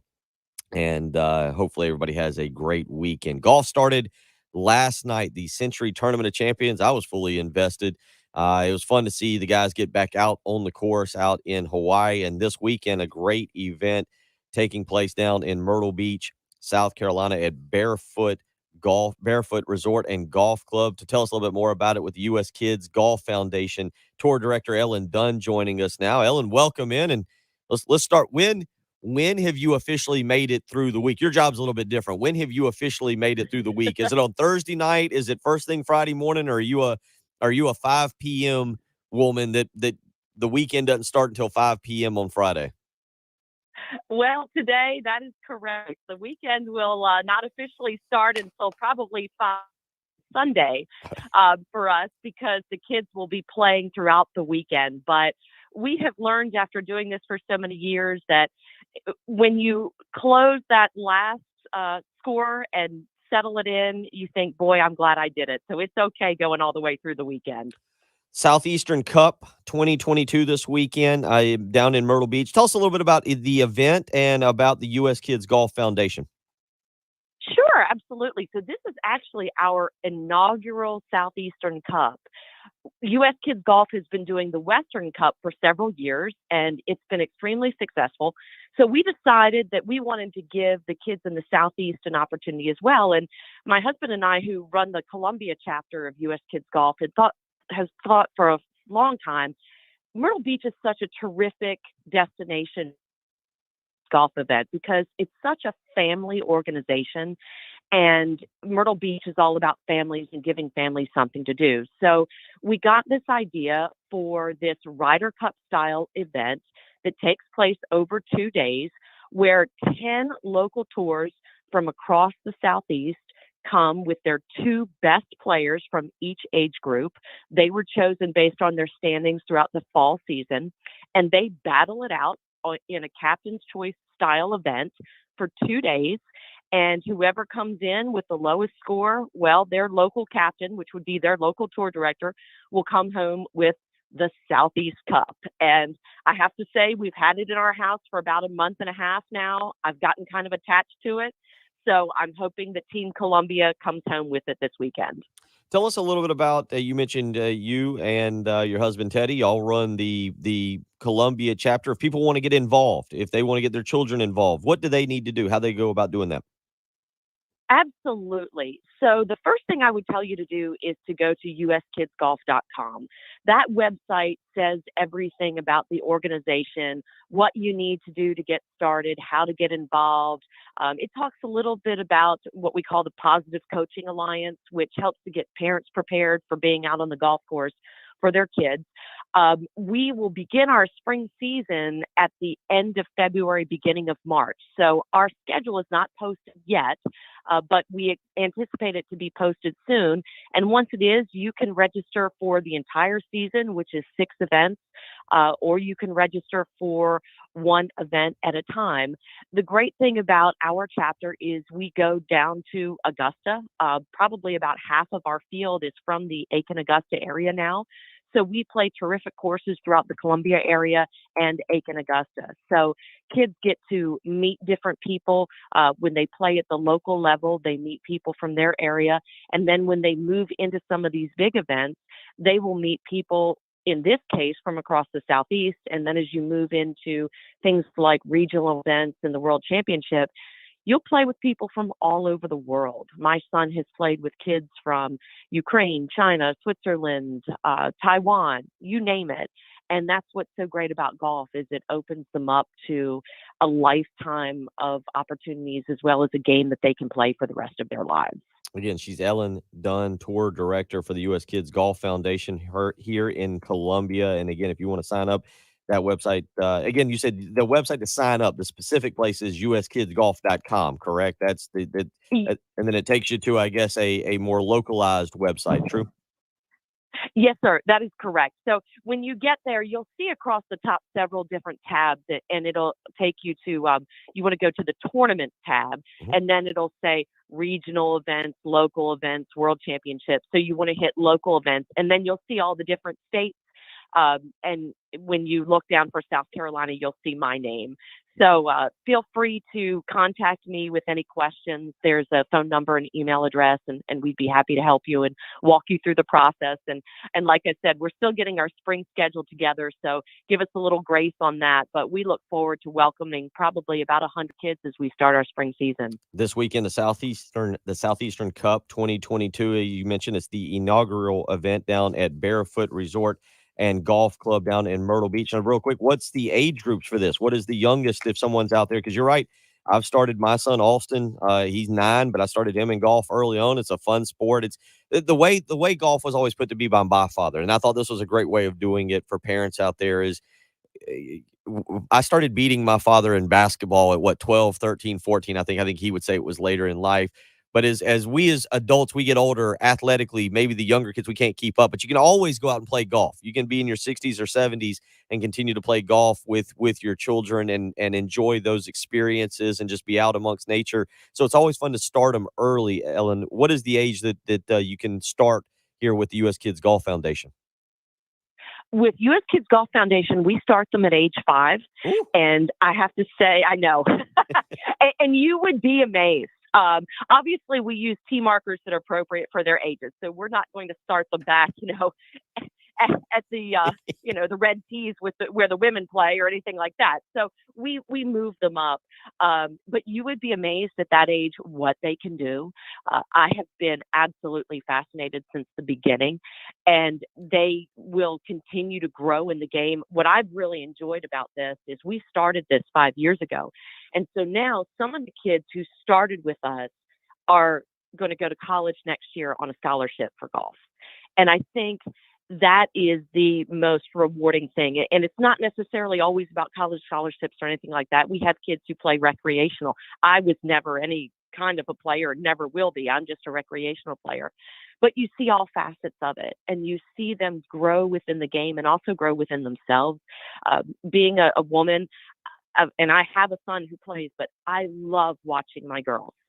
because their confidence grows. And I've always said that if you can carry yourself on a golf course, you can carry yourself anywhere. And now we have Jensen Castle, our local player who did so well this summer in the women's amateur, winning it all, to look up to. And Jensen is such a fabulous role model for all of our girls. So it can go recreational like myself, or you can become another Jensen. It's your choice.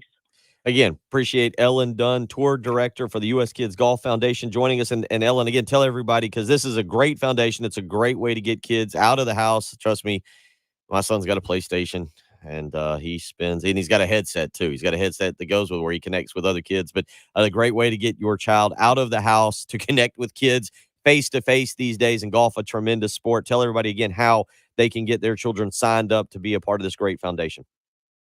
Absolutely. You just go to uskidsgolf.com, and you can follow through where you click through to tournaments and then go to local tours, scroll down and look for South Carolina, and you will find my contact information.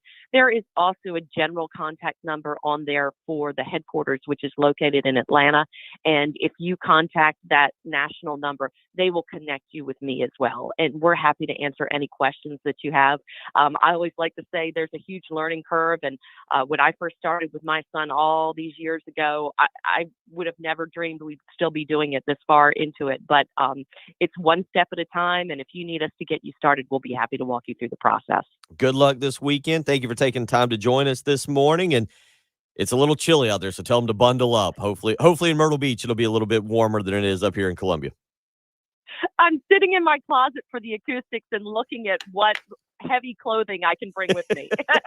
Well, you did fantastic. Sounds great. Sounds great. Don't get yourself out of the closet, though. Not the place to spend the weekend. So take care, and hopefully you have a great weekend starting at Sunday at 5 o'clock when everything wraps up. And good luck with the event this weekend. Yes, sir. Thank you, and have a terrific weekend. Take care. Ellen Dunn, the tour director for the Columbia part of the U.S. Kids Foundation, U.S. Kids Golf Foundation. Great foundation, great thing to be a part of. Again, you can go to uskidsgolf.com to check that out and find the South Carolina local chapter, the Columbia chapter. 803-404-6100.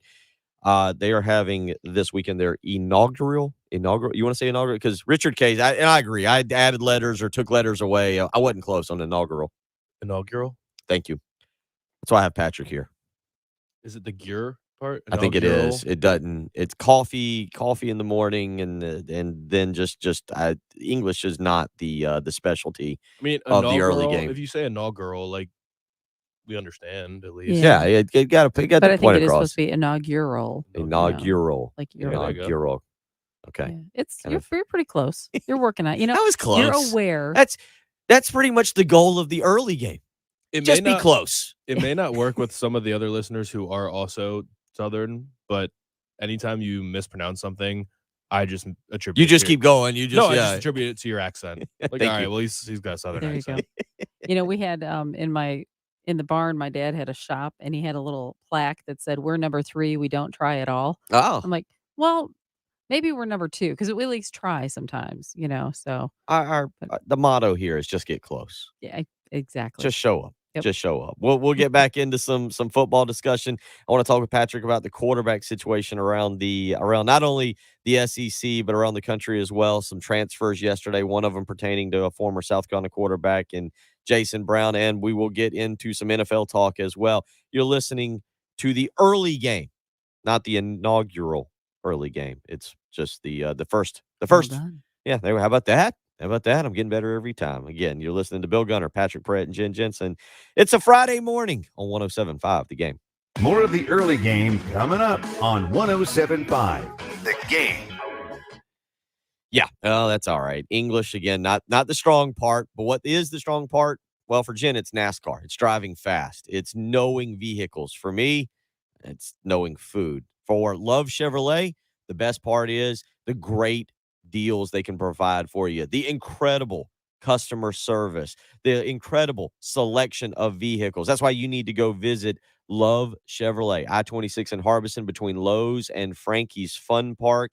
Right now, 2022 is off to a bang. They had another incredible 2021 year. And why wouldn't Love Chevrolet have an incredible year? If you haven't been out there, the reason I encourage you to go is because of the sales staff. Look, a lot of car dealerships, they're all good out there. There's a lot of great car dealerships. But what makes Love Chevrolet stand apart is the incredible sales staff, the knowledge, the way they treat you. From the moment you come on the lot to the moment you drive off, they want to make you feel comfortable. They have a massage chair and cookies in the lobby. That's how comfortable. They want to make sure you feel at home because purchasing a new vehicle, it's a big deal. It's a lot of money. It's going to cost you. Although at Love Chevrolet, the $1,000 low price guarantee, it's not going to cost you quite as much as maybe some other places. And at Love Chevrolet, you're not going to have what's called sticker shock, where you show up, you think you're getting one price, then you look at the sticker and there's been extra add-ons, extra things added into the price that cause that price to rise, and it causes shock, sticker shock. Nope. The folks at Love Chevrolet, again, what stands out about them is the customer service, though, the sales department. They want to walk you through. They want to make sure that you're comfortable with your purchase. Go find out for yourself why they continue to be the industry leader here in the state of South Carolina when it comes to providing people with their next vehicle. I-26 in Harbison between Lowe's and Frankie's Fun Park, or on the web, lovechevy.com. Get out to Love Chevrolet and find new roads.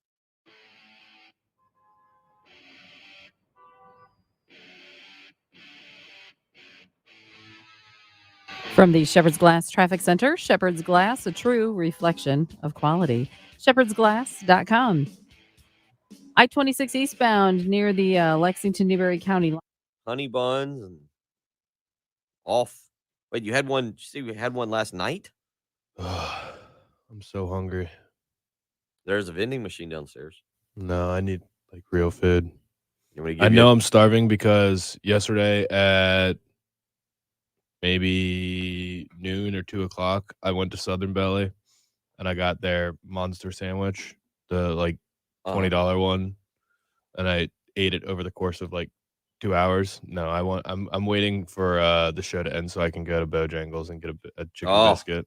Yes, are you sure? I'll give you $2. Yeah, no, I do not want a honey bun. For the live streamers, you can go down and see. Won't you can even take. Could you take? I want your computer probably wouldn't stay connected. I was going to say. Wouldn't.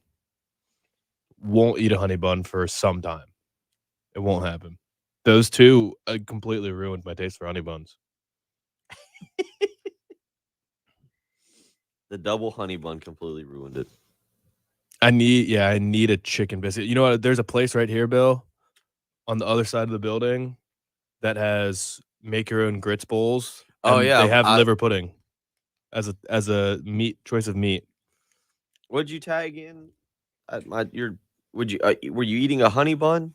Is that you? And you tagged us? Let's see. Was this last night? Oh, here we go. I see they had heat them up 10 to 12 seconds. That was about a whole pack Oh, of I them. see. Yes, I see. 12 hours ago. A whole box of honey buns. Whole box. It's a nice counter you got there, by the way. Very, very nice. And apparently Jen was completely unaware of heating up. Jen, how are you unaware of heating up a honey bun? Good. Sorry, of heating up what? A honey bun. I've heard of doing that. I just don't do it. I don't like them. On Twitter last night, you say, oh, crap, haven't tried them that way. I've only had them cold. I thought they were talking about the Nutty Buddies. Oh, am I missing a bunch of the conversations? I think so. All I'm seeing, I see Hope saying that heat honey buns up for 10 to 12 seconds, and then my Twitter jumps to you saying you haven't tried them that way, have only had them cold. Oh yeah, because somebody mentioned Nutty Buddies and oatmeal cream pies. I can see heating up an oatmeal cream pie. That would probably be pretty delicious. I don't know about Nutty Buddies. Then you get melted chocolate, and it just seems like a mess. To me, it would be. I've only done it cold or frozen. A Nutty Buddy frozen? Yeah. I can't have them in the house, truly. Like, I'll never buy a box. I'll get one at a gas station because it's just no resolve. It's like you with bourbon.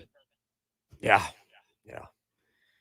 We got half a bottle of Buffalo Trace at the house, a whole bottle of Blanton's, a little bit of Crown Royal left. We should be good for the weekend. I think there's a bottle at the Lexington Beverage Outlet of Jefferson's. I think it's Pritchett Hill. Something. It was really good. I've only ever had one bottle, and it was really good. And I happened to walk by it the other day, but wasn't in the mood to purchase it. But I think I'm going to go back maybe today and add to the collection. Yeah, York, I haven't tried oatmeal with honey. That sounds kind of good. I may try that. I like putting blueberries in sometimes. Blueberries? I'm more of like an In- apple cinnamon. Patrick, in oatmeal? you're a northerner kind of. Like, isn't oatmeal a big deal for you? Is that a northern thing? I think grits is a southern. To me, I've always thought grits was Yeah. a southern thing. Oatmeal was a northern thing. Yeah, Grits and oatmeal are so different, though. they are, but Well, it's like, kind I of like, never but remember like, what grits. is it? It's Joe Pesci and My Cousin Vinny. Like, what's a grit? Like, I Yeah. feel Oh, like yeah. for the longest time, Northerners didn't know what grits were. Like, it was. But grits are Yeah. like cheesy. You'd put cheese in them, not fruit, right? Yeah, yeah. Correct. Whereas Wait a minute, See, have when you I ever had first- grits? Yeah, Or of you course, just- I like grits. Okay. But I You think just- people do eat like oatmeal is always sweet. No, it's totally and different. I'm with you. I know fruity it's or chocolatey or whatever. But I don't think maybe people do put fruit or something. I mean, there's no bacon and cheese and well, butter. Yeah, but See, I think- Nothing else. Do you put anything else in grits? Bacon, There was cheese, a text butter? yesterday that said somebody put fruit in their grits. The person who said that their grandmother smoked cigarettes and ate liver pudding said something about putting Strawberries maybe? in their grits. Yeah. Yeah, Craig, I've had Interesting. larceny. Larceny's Never had good, that and Jan. Yeah, I definitely have had. Angel's Envy is up there for I me. like grits. I don't love grits.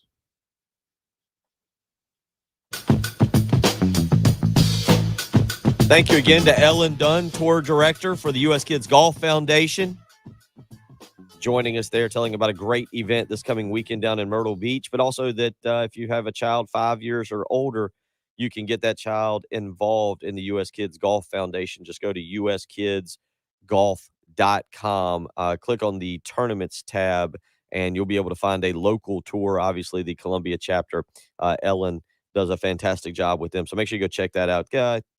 Great foundation, great way to get your kid outside and kind of get them to meet some other people as well. And her son, Teddy Jr., met him up at Pinehurst last year or 2 years ago, I believe. I can't quite remember, but he's a fantastic golfer himself, does an incredible job. Future star. I was watching last night, Patrick, the Century Tournament of Champions. You're a Sunday golf napping guy. You'll watch it, but you're not major. Yeah, you watch the major, but you're also like even last night at the tournament, the Century Tournament of Champions came on. Look, I like golf. I will watch golf, especially now in January, February, and March as the weather starts to turn. My Thursdays are really centered around golf coming on the Golf Channel at about 4:00 and being able to cut that on. But yeah, it is a sport that it can get me on the couch taking a nap very, very quickly if I'm not careful. But a lot of fun last night. They were out in Kapalua. Cameron Smith shooting an 8 under. John Rahm 7 under. Patrick Cantley and Daniel Berger also at 7 under. They'll all get going again Eastern time about 5:30 this afternoon. So should be a lot of fun to see the PGA Tour get going again. Before you know it, the Masters will be here. The RBC Heritage will be going on down in Hilton Head, and we will officially be back into springtime and away from this really cold weather. 803-404-6100. Patrick, again, the transfer portal, I think Auburn, the more I talk about it with you, it's interesting to do a radio show sometimes because I read things the night prior and it doesn't strike me the same way as when I start talking to you and Jen about it. And thinking now, as I said it out loud, about Zach Calzada and TJ Finley, 2 transfer quarterbacks, not only in the same conference, but in the same division, who will be battling it out at Auburn next year, for the starting position, along with Demetrius Davis for Brian Harsin. And what we agree is a huge year for Brian Harsin next year. Going 6-7 this year, he loses Mike Bobo or he fires Mike Bobo as offensive coordinator. It's a big year for Auburn next year and for Brian Harsin. And then throw on top of that what you mentioned, Grant Wells, the Marshall quarterback, transferring to Virginia Tech, who will now compete with Jason Brown, the South Carolina transfer to Virginia Tech last night. Quarterback recruiting as a whole with the transfer portal, because once again, next year, Patrick, the transfer portal is going to be wide open, full of quarterbacks that you can go out and select to bring in, whether they have eligibility of more than 1 year or not. it's interesting to see how other schools will recruit quarterbacks now. Yeah, and I don't know if the way these guys play this year will affect that either. I mean, I just don't know who really elevated their roster in a big way this year. I mean, there's a couple obvious examples, and obviously Spencer Rattler, and we mentioned Dylan Gabriel, but as I guess if guys are transferring out all the time, then so be it. But are you going to be attacking the TJ Finleys and the Max Johnsons of the world every year? I guess you need depth in your quarterback room, but I don't know. I like the transfer portal for the idea of getting difference makers and filling like open vacancies, but I just can't imagine any of these fan bases being really fired up about Zach Calzada, Max Johnson, TJ Finley, or even Oregon and Bo Nix. Like that's just not moving the needle for me at all. And it doesn't none of those quarterback moves change the outlook of any of those teams for next year, in my opinion. So it's a little strange. They're big names, but they're just really not making any progress or any change in the SEC at all. Like Spencer Rattler is clearly, and that's not even a homer opinion, clearly the biggest transfer of all of them, right? Like it's not even close. Well, he was. I mean, The again, number one transfer quarterback. I don't know if we'll see a quarterback transfer market next year like we did this year. Obviously, coaches. I think we might see it every year. When you have basically Caleb Williams and Spencer Rattler in the portal, it's not the same time, but in the same year. Because the reason I say that is because, like you just mentioned, it's very strange, obviously, to see. And not only is it very strange to see, but you have two elite guys. I mean, Spencer Rattler, I don't know what if you read the outside perception on him, there's a lot of people who still view him as a potential Heisman candidate for this coming year, who still view him as a first-round pick, just because of what happened at Texas, at Oklahoma this year, and what happened in that Texas game where they fell behind and he got benched. A lot of people aren't just saying, this kid's now garbage and is overrated. They're still giving him a lot of credit and a lot of love, and a lot of people think that, yeah, he is something that I don't know if I haven't seen anything where people say, Spencer Rattler changes the dynamics of the SEC East in terms of someone challenging Georgia. What I have seen them is saying, yes, he can go to South Carolina and have a very big year and elevate the South Carolina program. Yeah, well, but just looking to next year, I mean, just look to the upstate. If Cade Klubnik comes in and wins the job, well, then we'll see DJU in the transfer portal, right? Immediately, it'll be almost the same thing as Spencer Rattler with the number one quarterback coming in and taking the job of the presumptive number one pick or first round pick. And maybe the expectations have lowered for DJU this year, but it could be the same situation. It's something that we'll continue to watch. We'll talk more about in hour number 3 coming up in about 20 minutes. We'll catch up with Chris Deering as well for the Corley Pools high school headlines of the week. We'll get Chris's take on the high school basketball scene. Got the top 10 here in front of me there that John Combs has put out, the South Carolina Basketball Association has put out. So we'll get into that. We will talk some NFL in hour number 3 as well. Patrick's got some audio he wants to hear. Debo Samuel apparently just has no interest in meeting Aaron Donald. Yeah, got a rivalry there brewing. We'll discuss that and your calls and text as well. 803-404-6100. And if you want to hop in the Buford Lending live stream, oatmeal and grits, that is currently the discussion right now. Hope saying maple and brown sugar oatmeal is very good. Solid. Chuck saying butter and pepper for him on the grits. And Hope also writes cheddar cheese mixed in with grits is very well. So that Buford Lending live stream, always very entertaining. You're listening to the early game on 107.5 The Game. Dan Patrick. Weekdays 9 until noon on 107.5 The Game. From the Shepherd's Glass Traffic Center, Shepherd's Glass, a true reflection of quality. ShepherdsGlass.com. Patrick's having to do what I feel like I have. I-26 eastbound around mile marker 91, or just about a mile west of mile marker 91. There is a report of an accident there. Other than that, traffic moving along fairly well this morning. 49 for the high today, 48 tomorrow, and some rain coming in the afternoon or evening on Sunday. But we jump up about 20 degrees to 69 for the high. It's 42 right now at 107.5 The Game.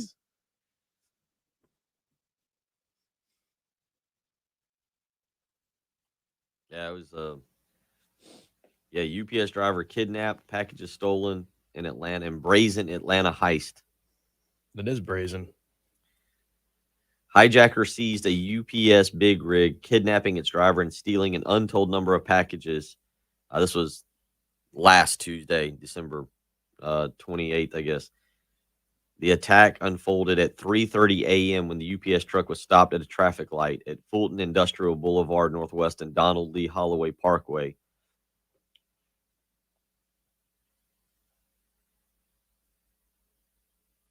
It wasn't until the 18-wheeler was reported overdue that the company used GPS to track down the truck and found the driver uninjured inside the trailer and called law enforcement at 9:15. So at least they didn't hurt him. They just... Oh, so it wasn't even a package truck. It was a... They got GPS on those things all the time, though. I don't know how they didn't notice that longer. They probably just thought it was broken down. Yeah, or... You can see where any truck is at any given time. So, yep, RL, that's not good.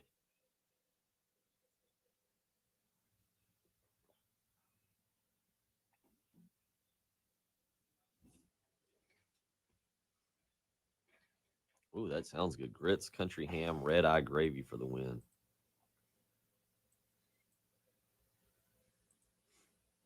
I mean, grits are good, but like at Waffle House, when they say grits or hash browns, I'm always getting hash browns.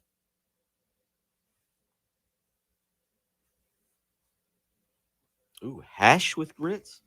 AJ says hash with grits. I can see that being very good. Really? I love hash. But I hash feel on like anything. I got some hash at the house. But Hash is different down here than it is I up like there. Corned beef or roast beef hash out of a can, too. I've done that many times.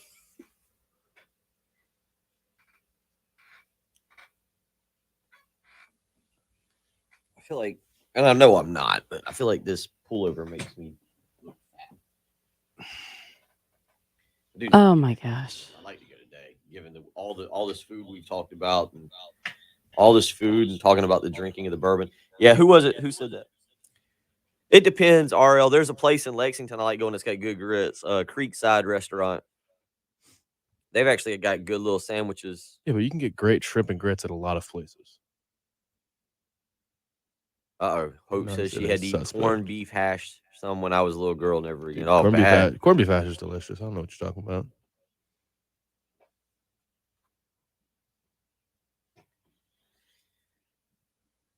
Well, which one was it? Who was it up here who was talking about all the bourbons they had for the weekend that were kind of in? Yeah, Chuck. He's got Ancient Age. I'm not familiar with that one. Larceny and a handle of Makers. Yeah, I hadn't had Makers in a while. I'm not a huge Makers drinker. They don't make shrimp and oatmeal. What? Alan on the Cool Care on the text line said they don't make shrimp and oatmeal. They make shrimp and grits.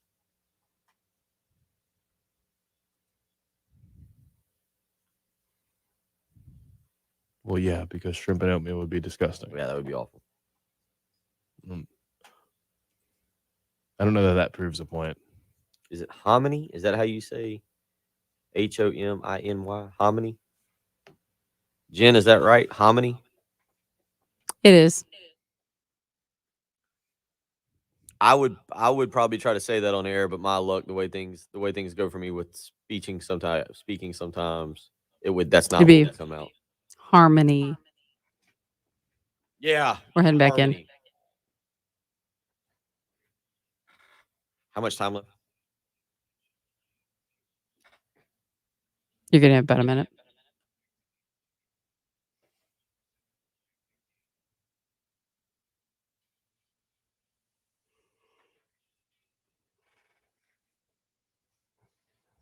I don't think we're really debating grits versus oatmeal, right? It's not really. Yeah, they're just not. It's nothing to debate. They're totally different. It's not so much we're debating It's apples and oranges. But yeah.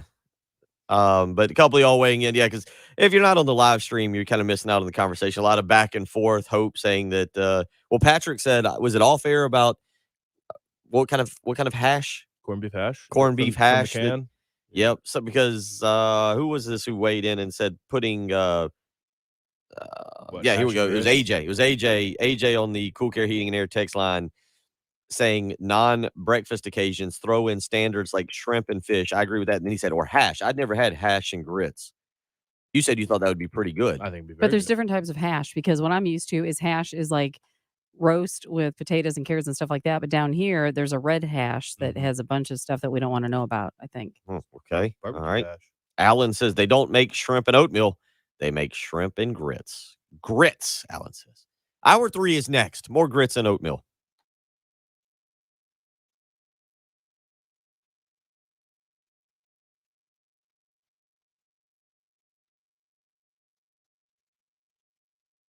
Sounds good. Grits, butter, and Texas Pete. Good luck, Kelly. Go to work. Go actually doing something. Yep, Alan, there we go.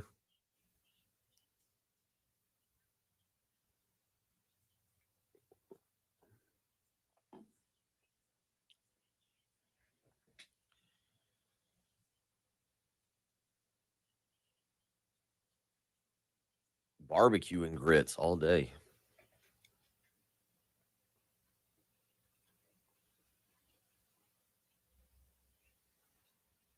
All right.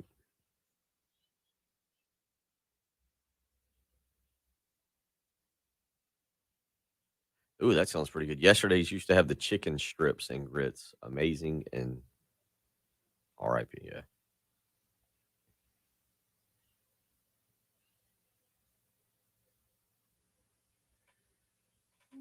All right. Let me move around for a minute, because otherwise we're going to have a situation. All right, everybody, quick break. Hour 3.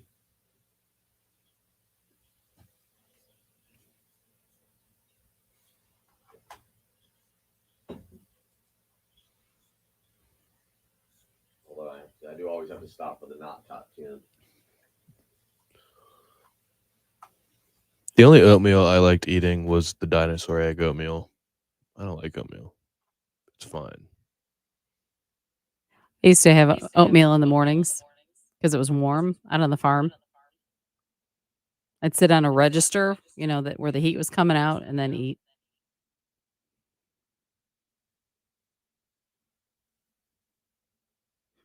Salmon patty and grits. That might not be bad. That's the not top 10. Joe Burrow's a nameplate getting ripped off. That's not in the spirit of the not top 10. It's not embarrassing for anybody.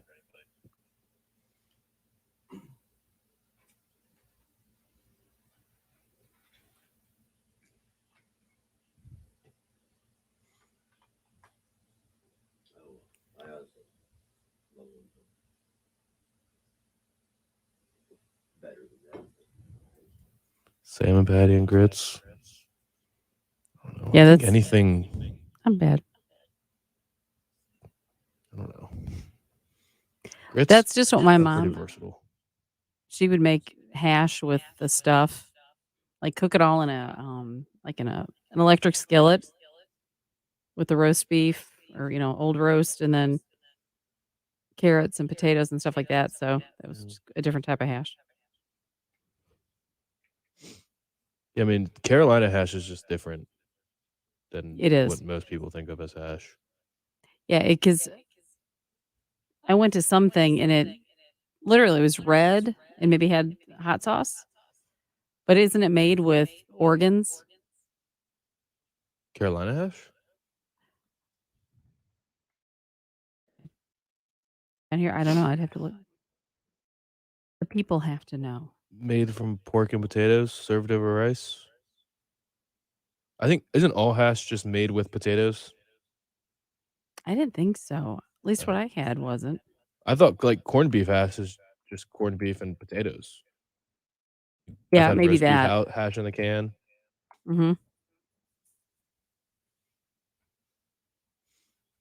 The best hash is liver hash. Is that the stuff that's kind of ground up and more almost liquidy? Interesting.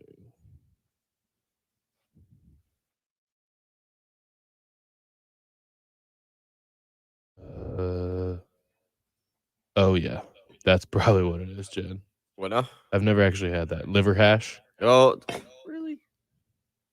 We not get away from the liver stuff? I mean, I would still try it. I would try it. Well, we're on hash.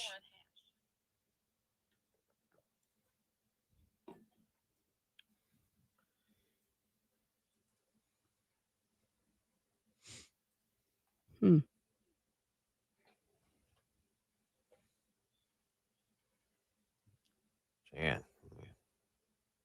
Mm. Now, keep in mind, Bill, we're talking hash as in organs or meat or something like that. We're not talking like Ben and Jerry's. Ice cream, huh? Yeah. Well, I didn't even mean ice cream, just Ben and Jerry and their personal lives. It's clever. I see where you're going with that. It's clever. Pretty That's witty our there. girl Jen in there. That's why all the boys love her. Just think, Jen. You could be. I mean, you could be what's the magazines? What do they have? You're not I guess what is it? Yeah, you could be one of the Columbia's top 25 bachelorettes. My spouse might have a problem with that. Well, that the spouse keeps you from being a bachelorette, right? I gotcha. That is how I think there's a few other spouse things. that is how a spouse works, right? Like it takes you out of the bachelorette. I've heard. Yeah. There's probably more things that would keep me out of that competition too. Taco Bell's got a subscription now. A subscription for $10 a month. You can get a taco a day. You get one taco a day? Yeah, it's terrible subscription. One Taco Bell taco does absolutely nothing for you. No. All right, we're heading back in. I'll get Chris on the phone.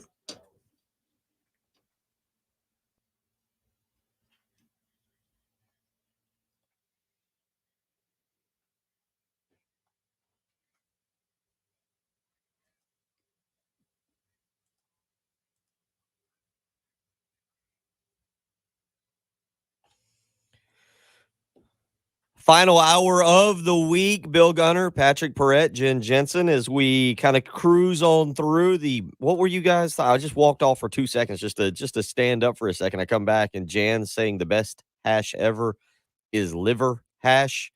You guys were getting into some hash discussion there on there's just different definitions of hash from what we were used to, and then the Carolina like barbecue hash.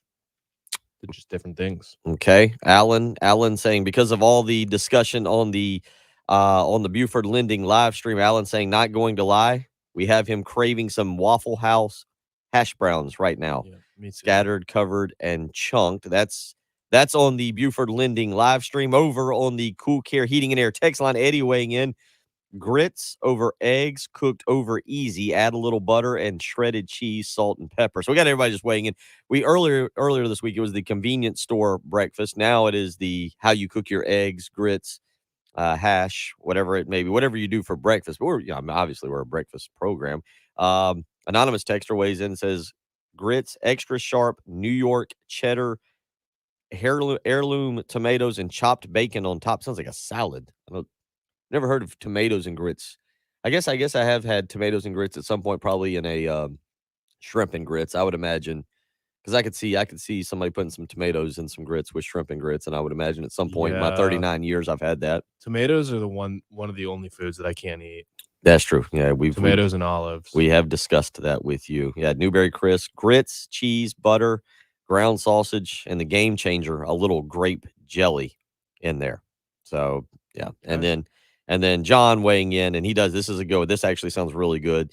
Yesterday's the great restaurant down in 5 Points used to have chicken strips and grits. The former great restaurant.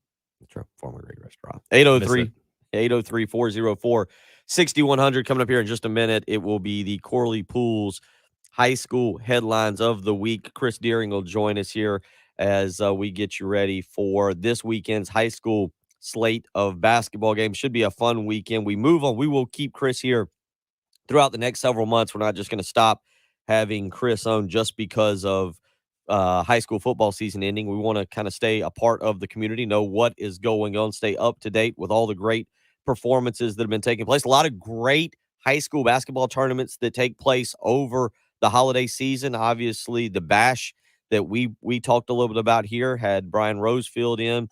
Joe Pollock, a good buddy of ours, was a part of that. And then you had the Chick-fil-A Classic that was over at River Bluff this year. Our buddy Allen, who is on our Buford Lending live stream, a big part of that. So you've got a lot of great events going on. And welcoming in our good buddy from Prep Red Zone Network, Chris Deering, this morning. And Chris, before we get into any of that, you've got a big announcement. You've got a big venture going on with Watch Fox that'll get going tonight. Welcome in. Hope you had a great Christmas and a Happy New Year. But let's start by telling everybody where they can check out some great high school basketball tonight if they want to stay home and watch on television. Well, thanks. Excuse me. Thanks, Bill. I hope you guys had a great Christmas and a Happy New Year as well. Yeah, something I've been sitting on for a couple of months now, and it's finally here. The Watch 57, they do the Russia's High School Hoops Game of the Week, and it starts tonight with Westwood at AC Flora. And I will be on the call with my good buddy Stacy Huff. He's doing play-by-play, and will be the color analyst. Now, I've often said, I have a face for radio and a voice for newspapers, but you guys keep asking me to do things, and I'm a little anxious about tonight. I'm excited. I want to get this first one behind me and see where it goes from there. Well, you will do an absolutely great job. Explain a little bit now. You guys tonight, you'll have both the girls and the guys game. Is that correct? Correct. Yeah, the girls game will start at 6:00. It's actually a top 10 matchup. The rankings just came out yesterday. I think they are 6 and 7 respectively in the polls. I think AC Flora is ranked ahead, one spot ahead of Westwood right now. And the boys game, AC Flora is number 2. And Westwood they've struggled a little bit in the early going, but I talked to Coach John Combs yesterday, and he likes the direction his team's going in. This is the healthiest he's been all year, so he's excited to get region play started. So yeah, if anybody wants to stay in tonight and watch the game, there's a couple ways you can watch it. If you have Spectrum cable, I think it's on channel 1250 on Spectrum. It's the secondary channel for the Watch 57 network, and then you also can watch it online at wach.com, and I think it's an app out there, and I don't know the name of that app right now. I have to apologize for that. There's an app you can watch it on as well. So many ways to watch it. I think, again, it's just another way to promote high school sports, and I'll tell you, these guys do a fantastic job. I was thinking earlier in the week that I was got to call all these coaches, get all the information. Man, everything's been hand delivered, and I'm ready to roll tonight. I've done the research off what they've given me, and they make it easy. So I'm excited and ready to get this thing going tonight. You mentioned that is, as you mentioned, Westwood tonight at AC Flora. You guys will be on the call again. You can check that out. The Russia's High School Hoops Game of the Week, and it'll be Stacy Huff and our good buddy Chris Deering. If you want to find out that app, I'm sure Chris will put it out. Follow him on Twitter at cdeering82 is the way to do that. Now, tonight's game also that you'll be calling features the number 2 team in the 4A boys top 10, AC Flora. Tell us a little bit about AC Flora's boys team there and what they'll be facing against Westwood. Well, Josh Daly is the coach over at AC Flora, and they always find a way to play to their strengths. And this is a team, I saw them in the Chick-fil-A Classic. They won a buzzer beater in the Chick-fil-A Classic. They did not have their best player that week. He was out. Colin Murray Boyles, he's averaging about 18 points a game. Fantastic player, about 6'6", 6'7", can do a lot of things offensively and on the defensive end. So I'm anxious, really looking forward to seeing him tonight, since I did not get to see him in the Chick-fil-A.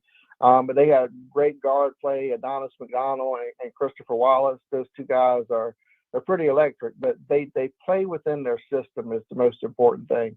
You're not going to see this team go down and shoot a bunch of threes and try to do things like that. They play within their system, and they're definitely inside out. They play inside out. And they want to get the ball down low and get to their big guys. Terrell Green, he was a football player.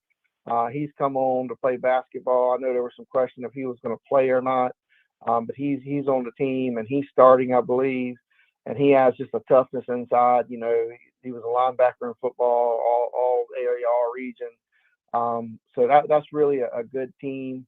And then Coach Combs, like I said, when I talked to him last night, he's had some early season injuries and had some guys out, so he's excited to get everybody back and in the fold. And he's got a couple of guards that are really, really good. Hold on, I got my notes right here. I'm actually sitting in my office right now, but my internet's not working, so that's good stuff. Arden Conyers, he's been really fantastic, and Coach Combs thinks he can be a Division I player before it's all said and done. He's a junior right now. And then Bryson Felder, he was voted one of the top 10 seniors in class 4A this preseason. And he's been out a little bit and just now getting back into shape and playing shape. And I think Coach Combs is excited about those two guys going forward. Let's go back to Tuesday night, and you had a game that you had a rivalry. To me, it's a rivalry. It used to be massive here in the Midlands. Tuesday night, it featured Cam Scott, one of the, if not the top prospect in the state of South Carolina. He and G.G. Jackson, certainly different classifications there, but both big-time prospects. But unfortunately, Tim Whipple and Irmo get the best of my Lexington High School, 56-46. I'm trying to think. Chris, as I talked to you, I think I went 3-1, and by I mean the guys that were on the floor while I sat on the bench. But the teams that I was a part of with Coach Harrison and whatnot, we defeated Irmo. I think 3 out of the 4 times I got to play him, but some really fun games. But Irmo beats Lexington, and Tim Whipple right now he's got the number 1 team in 4A right now. They're rolling along. Tell me a little bit about that game and the Irmo team. Well, so this is the third time Irmo and Lexington's played this year, and Irmo's won all 3. They played 2 regular season games, and then they actually met in the semifinals of the Chick-fil-A Classic. And all 3 of them have been pretty competitive. I know this last one was probably the closest, I think. Lexington was actually leading this game Tuesday night at halftime, and then it sort of faded down the stretch. But that Irmo team is led by Dylan Williams. He's a point guard, really good. Point guard. He's been a starter at Irmo for 4 years, and not many people do that under Tim Whipple. And so he's really good. They got another guard, Juice Keat. He's good. He brings a lot of energy. He's quick to the ball. But they did suffer an injury in the Chick-fil-A Classic. David Binyard, I think his first name is David. Binyard is his last name. He actually broke his foot, and I know. Talking to Coach Whipple after that, or actually wasn't after that game, it was the next day after he went to the doctor and realized he would be out for the year. Coach Whipple said that's going to be a big loss. He was probably the 3rd guy in that rotation as far as the scoring and stuff, and he's going to be missed. But I think they sort of adjusted and gotten the ship right without him since that injury. And you know, I mean, what can you say about Coach Whipple?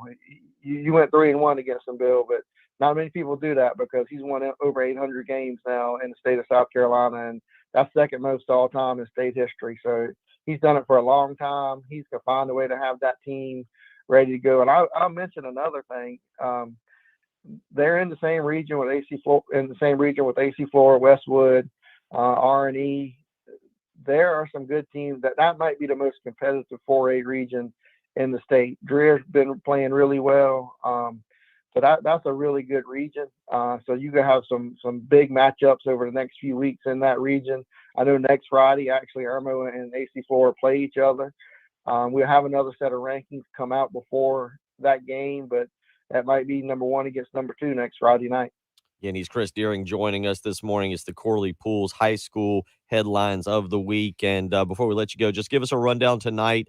Obviously, again, AC Flora is the game that you'll be covering there and should be a lot of fun. Looking forward to you'll be on the call and watch Fox 57 for that particular game. But a few other games tonight just to keep an eye out, or if you want to get out and catch some great high school basketball here in the Midlands, what you got on the schedule that stands out is, again, you'll be Westwood at AC Flora tonight on Watch Fox 57. But if people want to get out and check out a few other games, where should they head or where should they look to maybe see some great high school basketball? Now you put me on the spot. I just told you my internet's not working and put me on the spot. But I do know Dutch Forks and Spring Valley are playing tonight. That's a non-region game. A lot of teams are starting region play tonight, but that's still a non-region game. That should be a pretty good one. Dutch Fork they've struggled in the early going, but they're getting all their football players in.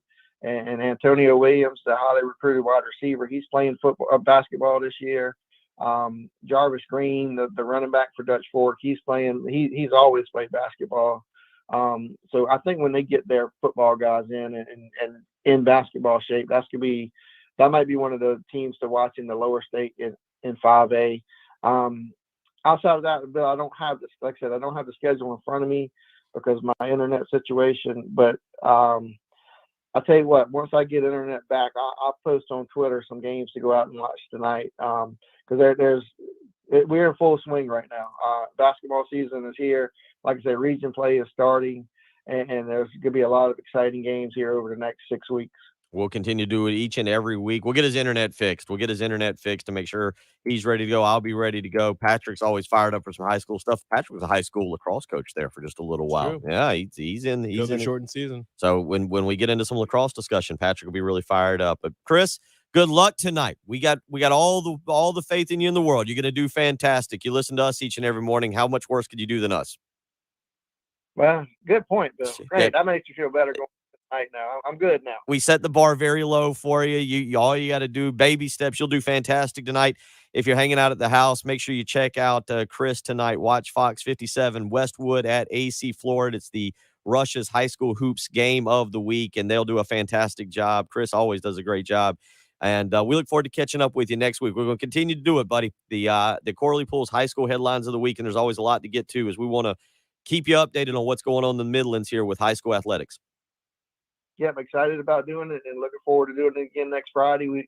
We'll talk about the week, and I'll be a little bit more prepared with the internet next Friday. Hey, it's the first full week of the year. We can all slip up once, so that we've been given your one opportunity here. You've got to be perfect for the next 51 weeks. Not a problem. I got this under control. Sounds good. Great having you, man. Have a great weekend and good luck tonight. All right, thank you. 803-404-6100. We'll get back into some football discussion. Patrick wants to preview the NFL weekend. 2 big games is what you said, right? Yeah, I mean, there's only one playoff spot open in the NFC, so it's pretty simple what's got to happen there. And there's only 2 spots open in the AFC, and they'll be decided pretty easily too. So it will be 2 very interesting games because a lot on the line, but overall, kind of a dud of a Week 18. Okay. Patrick Peretz, NFL preview of Week 18 coming up, and we've got plenty more that we need to get into here as we roll along. Grits, oatmeal, hash, shrimp and grits. Tell you what, one thing about listening to this program, we could end up making you hungry.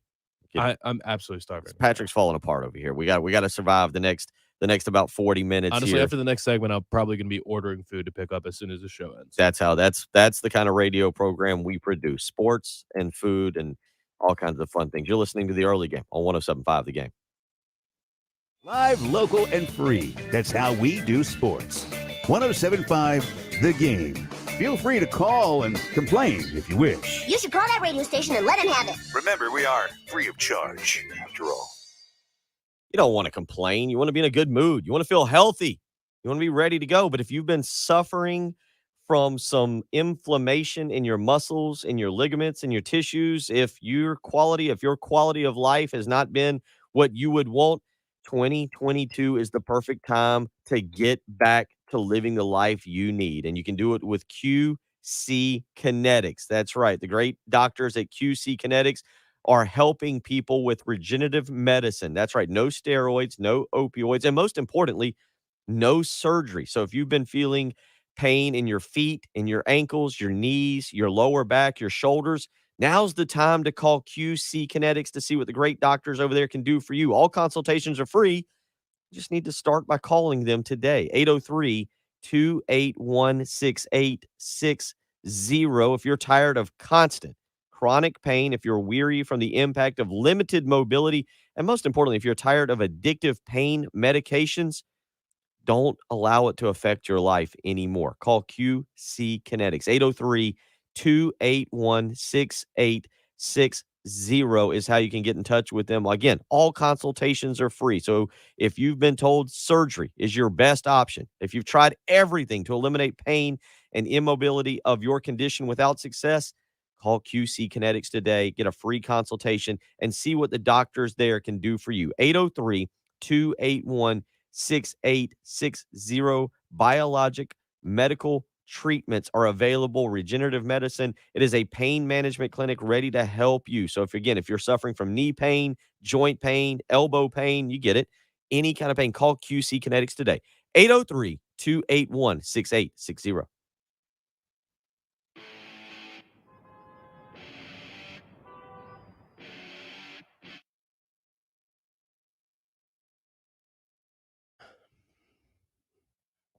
College lacrosse open camp yesterday. Open spring camp yesterday.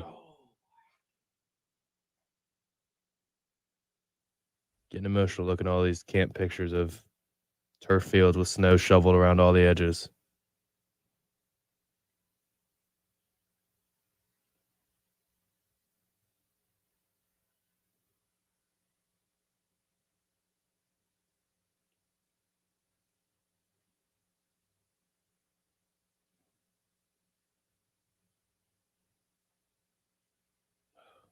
Yeah.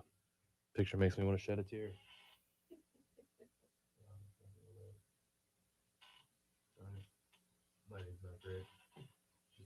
Snow-covered field. Snow-covered field. This is that time of the year where every single day until basically March, our field would just have snow plowed to the sides and piled up on the sides of the stadium. That just sounds cold. It's a beautiful thing. It was cold. It was 0 degrees.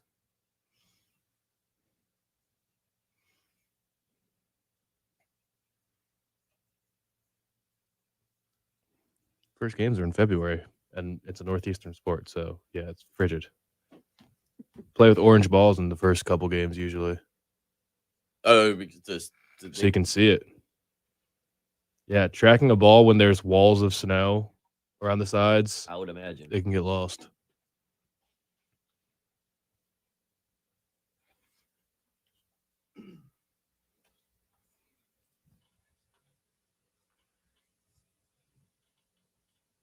York, that is quite the breakfast.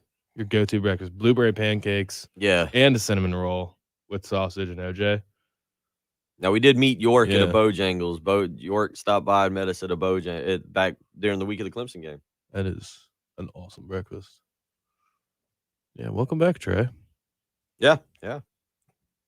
Been a while. Next Tuesday night. Alan, I would gladly come to that, but unfortunately we have basketball practice at 7:45. Austin's got practice.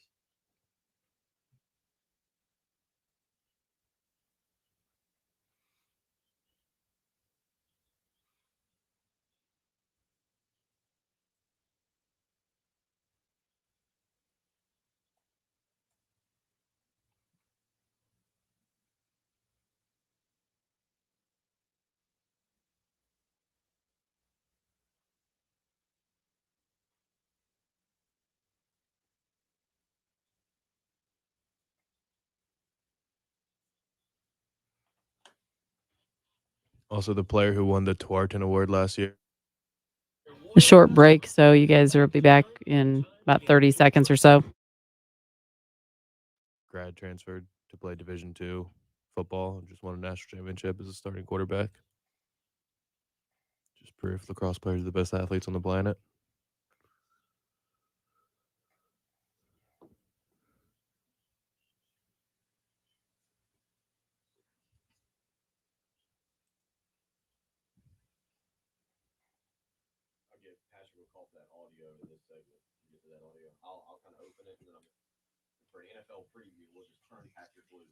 Well, okay. Shop online today and see why Herndon Chevrolet makes you smile. And now, back to the early game on 107.5 The Game.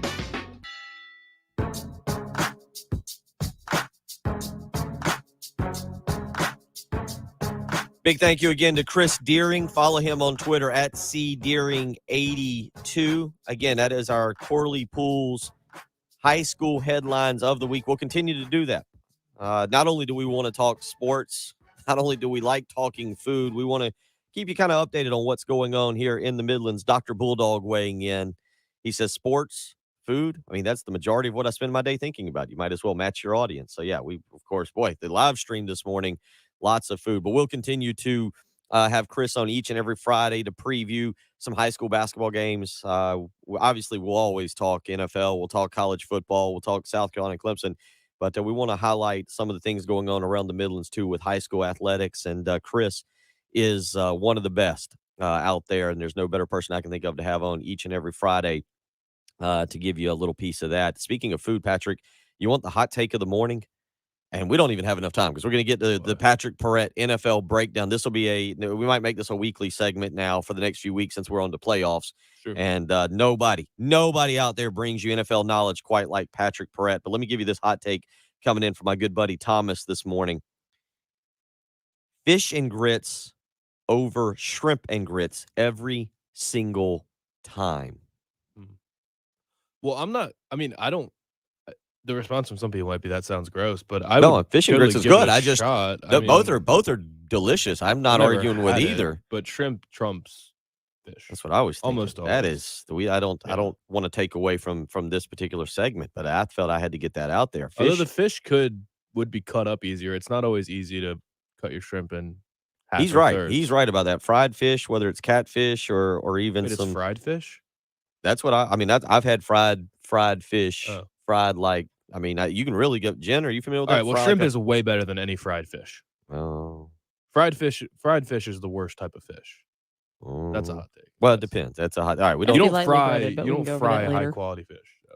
Well, no, not like He's talking like. Have you ever had Lake Murray? Have you ever gone to a fish fry around Lake Murray? Have you ever like brim or shell cracker or catfish? I don't like that kind of fish. Okay, no, I feel like that's what Thomas is talking about. And so I'm with you. Like salmon or tuna, or I had salmon the other night. I eat a lot of fish, like tilapia, like that. I'm kind of with you on that.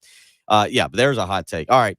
NFL Week 18 is upon us. It is the Patrick Perrette NFL Weekly Breakdown, and you got some audio. I'm turning it over to you. Well, don't mess up the segment. Yeah, we'll get to the audio, I guess, last. I'll just set the stage real quick. Most of the playoffs are pretty much decided. In the NFC, every playoff spot is decided except for one. There's one wild card spot available. In the AFC, there's 2 wild card spots available. The Colts are playing the Jaguars. They've not really had success in Jacksonville of recent, but the Jags have nothing to play for except the number 1 pick. I'd be very surprised if they did win this game. So the Colts will probably be in there as the 6th seed, and then the 7 seed. Right now, the 7 and 8 seeds in the AFC are the Chargers and Raiders. So that's just a win and you're in game. So that's the reason they're putting that as the nightcap on Sunday night. Everything else is basically decided. The Titans are probably going to get the 1 seed. They're playing the Texans. The Texans are absolutely terrible. If they beat the Texans, the Super Bowl is going to run through Nashville in the AFC. The Chiefs and Bengals have clinched their divisions, and then the Bills and Patriots are both playing AFC East games. So the Bills are playing the Jets. The Pats are playing the Dolphins. If they both win, the Bills will get the home game. They'll get the division title. So the AFC, not too much needs to be shaken out, but the Steelers and Ravens are both technically in the hunt right now, but that would require the Jags beating the Colts. So if you're a Steelers or Ravens fan, you are the biggest Jaguars fan on the planet this weekend. NFC, much more clear. The Packers have clinched everything. They'll get home field advantage on the first round bye. The Buccaneers and Cowboys have both clinched their divisions, and then the Eagles already have a wild card spot. Where it gets interesting is the NFC West, because the Rams and Niners both have a shot of winning the division. The other team will be a wild card. Or the Rams and Cardinals both have a shot at winning the division. The Rams, however, play the 49ers, and the 49ers are in a win and you're in scenario. So the Saints and Niners are the only 2 teams that have a chance at making the playoffs in the NFC right now. The Saints need to win and have the 49ers lose. But the 49ers are playing the Rams, who have something to play for because they need to win the division. So there's a lot going on there. But the audio that we were talking about, one of the most interesting storylines of the Rams 49ers game right now is Deebo Samuel versus Aaron Donald, which has become a weird thing. We'll play you the clip because earlier this season, it became a big story. I forgot about it until Deebo was asked about it in the press conference yesterday. But Aaron Donald said that he didn't know who Deebo Samuel was, even though Deebo Samuel had beaten Aaron Donald's Rams 5 times in a row at that point. So then Debo was also asked about his relationship with Aaron Donald after that. So here's the audio right there. How do you prepare for a guy like Debo Samuel, a unique player? How do you game plan for a guy like that? Who? Debo Samuel. Who's that? Hey, Debo, I know you've had some back and forth with Aaron Donald. I don't know if that's friendly or not. Have you actually ever met Aaron Donald or talked to him? No, I haven't. Would you like to? I'm not pressed for a conversation. To follow that up, I guess, why aren't you pressed for a conversation? It wasn't my question, but it said, why aren't you pressed for a conversation with Aaron? I don't know. I don't know the guy. Obviously, he don't know who I am, which he should, but I don't know. I mean, I just don't walk up to people and be like, hey, how you doing? I'm Debo or nothing like that. I'm not that type of guy or whatever, but he's an opponent. So, I mean, I don't know why would I want to have a conversation with a guy like, just not something I do. I love that.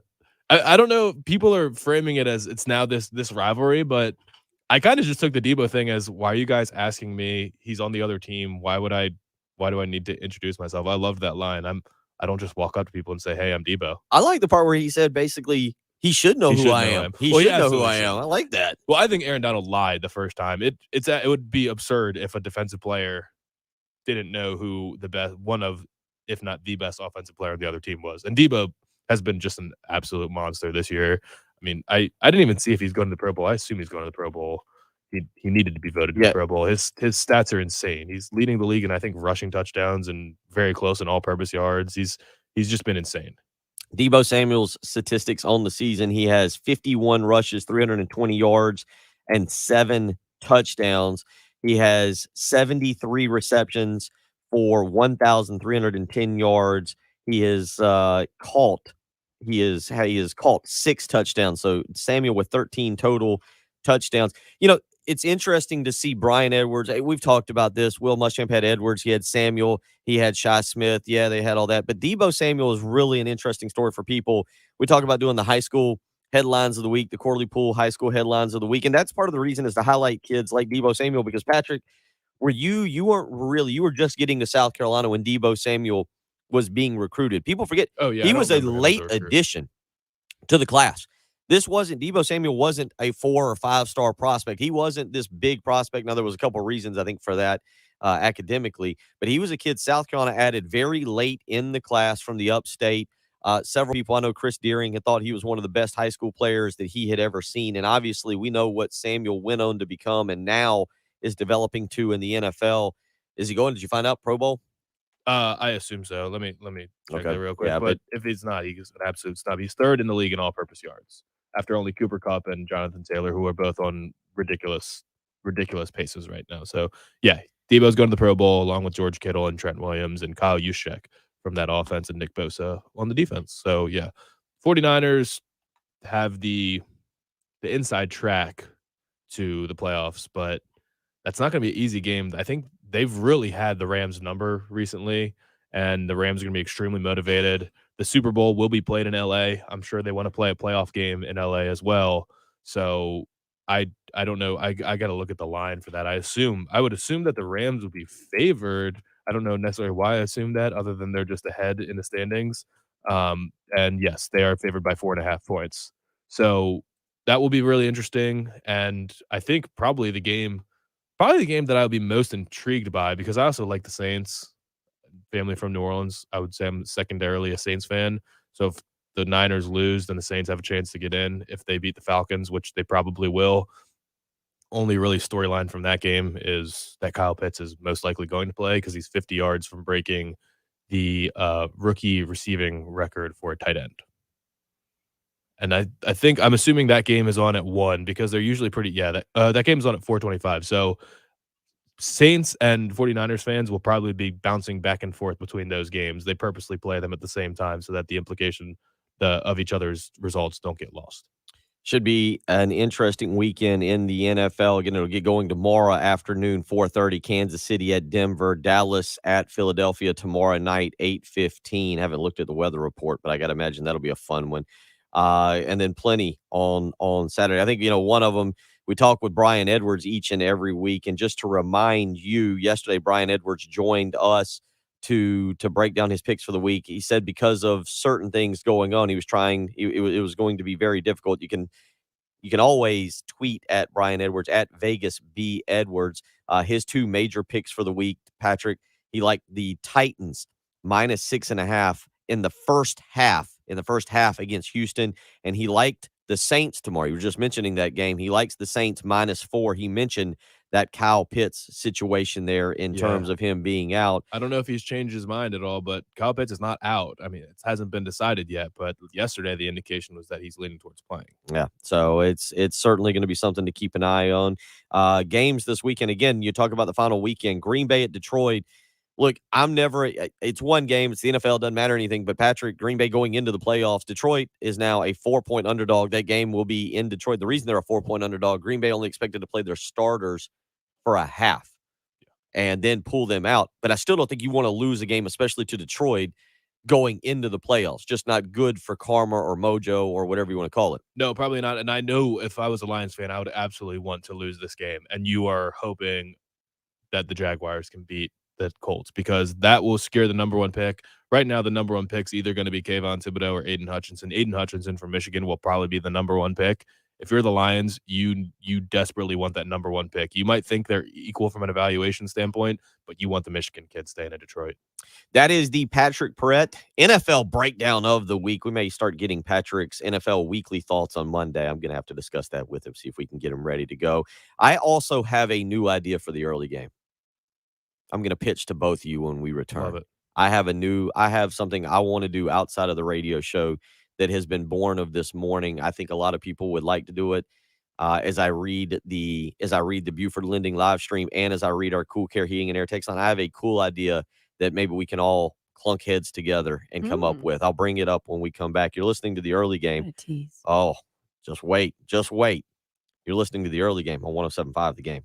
This is Gamecock basketball head coach Frank Martin, and you're listening to 107.5 The Game, WNKT FM, Eastover, Columbia.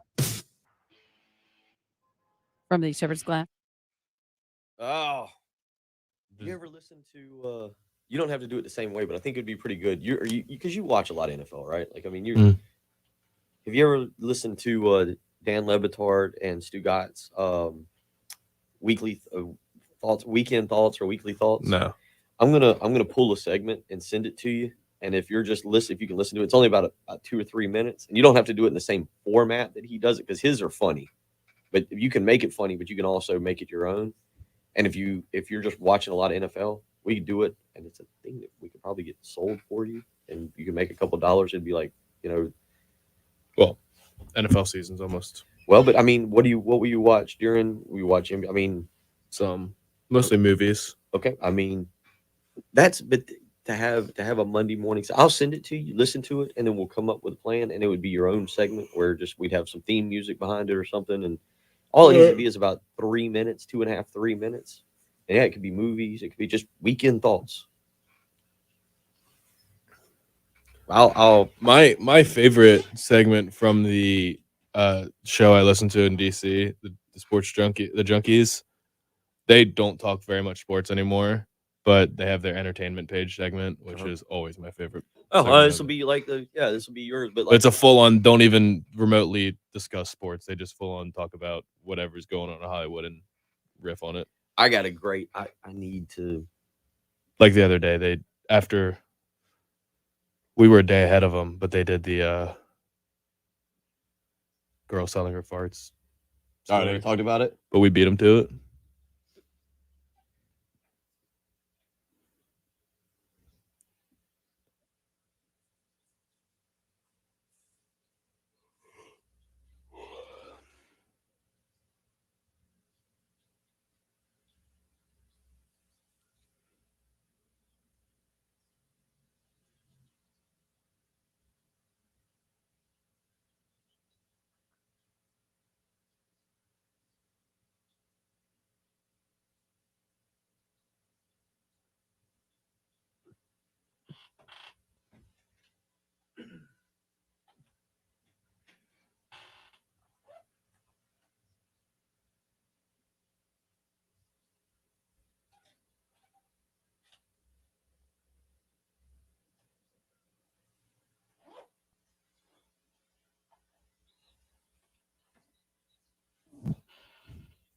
I had to flip a coin between Bojangles and Chick-fil-A. I had Bojangles yesterday. I had Chick-fil-A yesterday. But anyone who can eat a 4-count chicken minis or one chicken biscuit and be satisfied, you're better than me.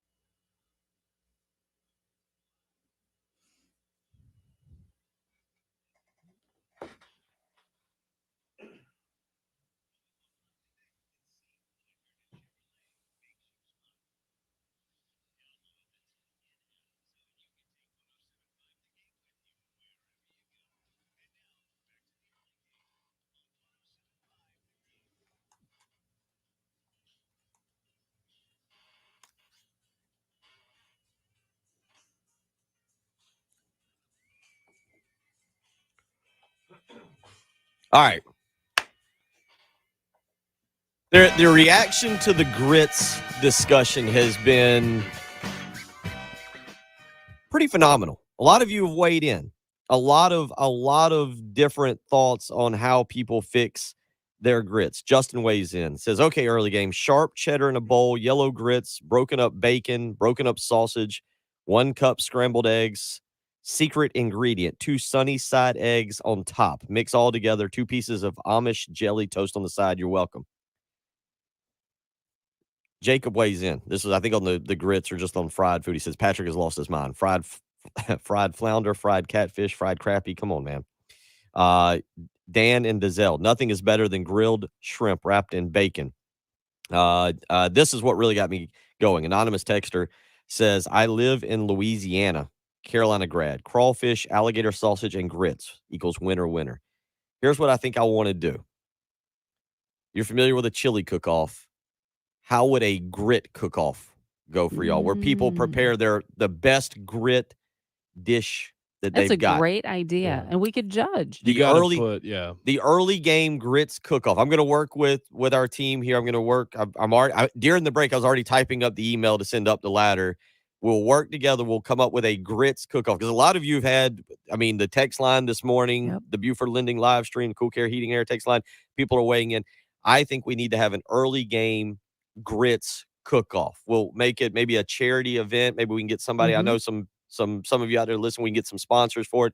We can get involved. I think this would be a really cool thing because a lot of you've got some great suggestions. And then I read this anonymous texter's suggestion of crawfish, alligator sausage, and grits, and I went, well, we got to get that guy up here. Yeah, or if you put alligator in the grits, there's going to be a liver pudding grits. I'll try it. Bill will have to try it. You'll probably get a vote if you make lobster and grits. Seth grits, chorizo and grits. I will vote for anything with chorizo also. Seth weighs in. Bubba's biscuits, grits base, loaded with shrimp, bacon, and cheese. Seems excessive, but I get where he's going. He says you'll slap your mother. Oh, well, there you go. We could almost come up with a grits cookbook after that to share. CB, my family puts mustard in our grits. I mean, look, I'm not saying. I mean, that's the thing. Patrick will try it. Worth a try. I think we need to have the early game grits cook-off. I'll work on it here in the next few weeks. Maybe sometime in the next few months we can get this together. I think a lot of you, I think a lot of you can come up with a delicious dish that is grits based. So yeah, I'm interested to try. I'm interested to try what everybody has out there. 803-404-6100. I'll work on that and we'll see where it goes. Yeah, we got to figure that out. It'll be very difficult to not vote for whoever just puts the best meat in there. Well, no, that's part of it. That's part of it. I mean, but look, again, you can just, if somebody wants to really ball out and say, I made lobster and grits. But that's part of it is, but also buying votes. There's important flavorings that come into that. Exactly. Not just the meat. Exactly. There's some, and how you cook the grits. I mean, Ooh, pimento cheese and grits. yeah, That there you sounds go. good. You see what I'm saying? Yeah, that's it. There's a lot of ways to do that. So we'll test the waters on this and see where it goes. 803-404-6100. Patrick, tomorrow night, South Carolina and Vanderbilt up in Nashville. Not again. I hate to label anything a must-win game, especially when it's only the second game of SEC play, and because again, Auburn's a top 10 team. You can't overblow the loss the other night to Auburn and just start falling apart. But this is an important game for South Carolina in terms of bouncing back, kind of gaining some momentum before another very difficult week coming up with Tennessee and with Florida. I watched that Alabama-Florida game, by the way, Wednesday night. Florida is okay. Florida's a good team. I think Florida is kind of similar to South Carolina. Alabama is another really, really good basketball team. Speaking, we did that the Corley Pool High School hoops segment there with Chris Deering. CJ Felder, originally from Sumter High School, went to, I think, Boston College. And then you had Jawan Gary in that game as well. CJ Felder now down at Florida. Jawan Gary is obviously at Alabama. So you had two South Carolina products in that game. But the bottom line here is I look down the schedule. Vanderbilt's not great. They're not bad either. Jerry Stackhouse, they've got the leading SEC player, the preseason player of the year, and Scottie Pippen Jr. This is an important game. 4 points a game. Yeah, you got to shut him down first and foremost. But I don't know. I mean, it's obviously not a must-win game in the literal sense of the word must, but you're traveling for basically just a Tennessee trip over the next, starting Saturday, over 3 days. You got Vanderbilt and Tennessee. You can't afford to come out of that 0-2, I would say. The only reason that you would lean towards this might be sort of a must-win game is because you don't want to put yourself in a position where you've got to go to Tennessee, to Knoxville, and beat a top 25 team. You don't want to put yourself in that position, and you certainly cannot start off 0-3 in SEC play. That would be a disastrous start. So if you've got a better chance to beat Vanderbilt than Tennessee, okay, do it. But don't come home next weekend before the Florida game 0-3 in conference play. That cannot happen. Yeah, I mean, again, big game over the weekend. We'll wrap up with this discussion. Grits. Boy, that is taking on a life of its own, has it not? Yes. Liver pudding this week, grits, convenience store Always breakfast. does. The food stuff always does. The food stuff always does. Food, sports, NFL, high school sports. Oh, we cover it all here. Gamecock Athletics. You've got it all here on the early game. We hope you're off to a great Friday morning. I think we've almost officially made it, right? Almost. 5-6 more minutes. A lot of people on the text line and the live stream said they've already mailed it in for today. So. Amen. I'm with all of you. We'll wrap up here. You're listening to the early game on 107.5 The Game. College football playoffs are here. Sometime, the crew is up against it. The brakes are beating the boys. Tell them to get out there and give it all they got. And win just one zipper. College football playoffs are here on 107.5 The Game.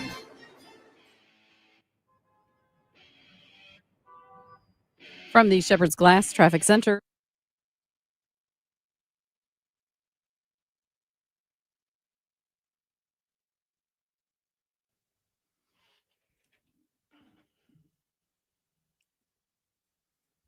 Give the pitch, Craig. What makes your shrimp and grits better than other shrimp and grits?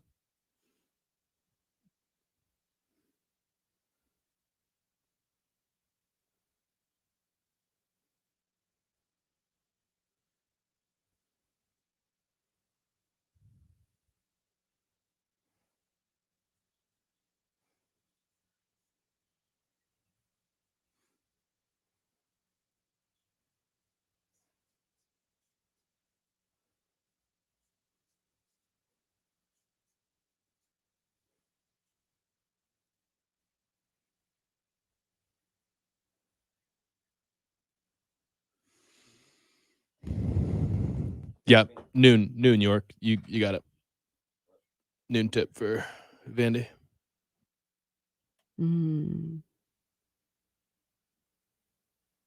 Gator sausage. No. I'll have to come out of my comfort zone. Well, change your plans.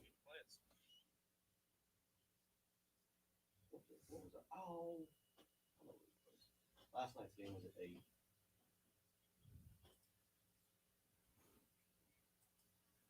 I know that's going to be difficult for me to watch because I will need to sleep and travel to Greenwood. So I guess I got to get on the road by 10:30 if I want to watch that thing.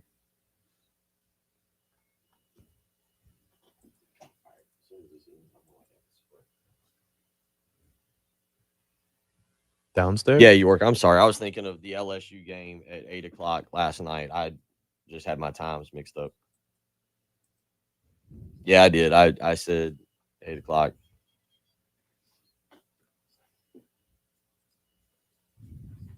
Well, yeah, because I hate using the bathroom. Oh. Singular and everybody. But I ate some like spicy pizza last night.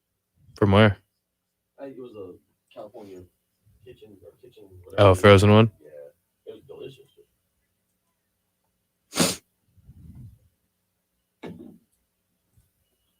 Like literally, you're gonna see me like get out of here, or like I ain't even gonna pack up. I'll go back.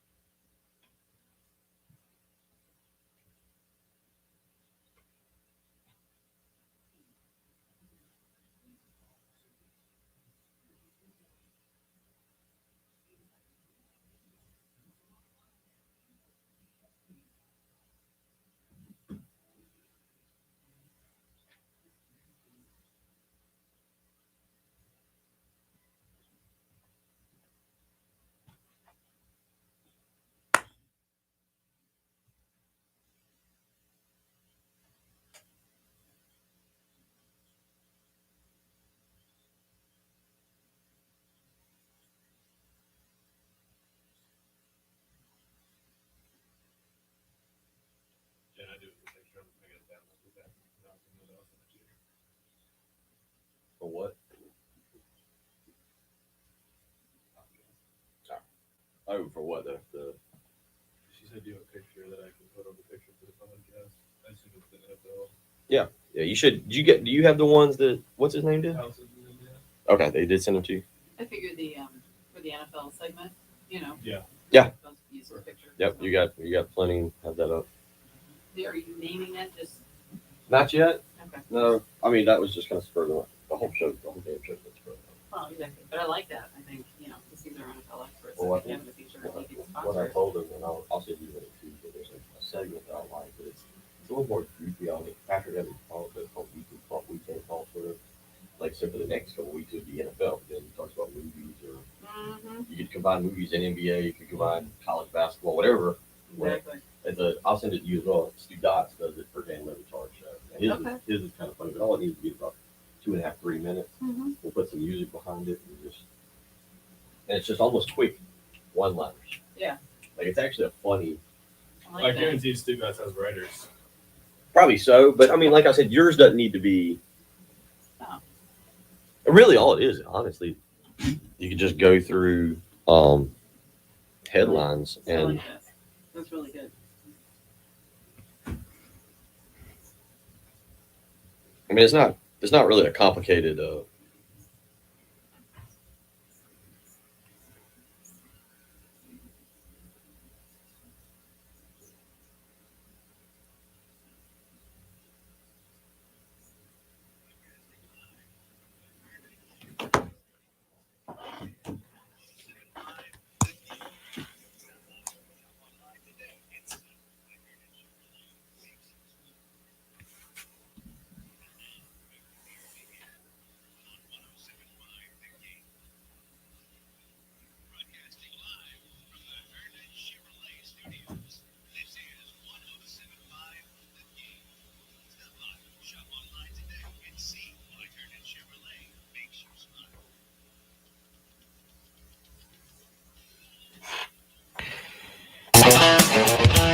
I apologize. The previous segment, I said South Carolina played at 8 o'clock against Vanderbilt. They played at 8 o'clock against LSU last night. South Carolina plays at noon tomorrow against Vanderbilt. I was looking at two different schedules there, but the Gamecocks, the men's team, noon tomorrow, ESPNU. You can hear it right here on 107.5, the game as well. South Carolina and Vanderbilt, noon tomorrow.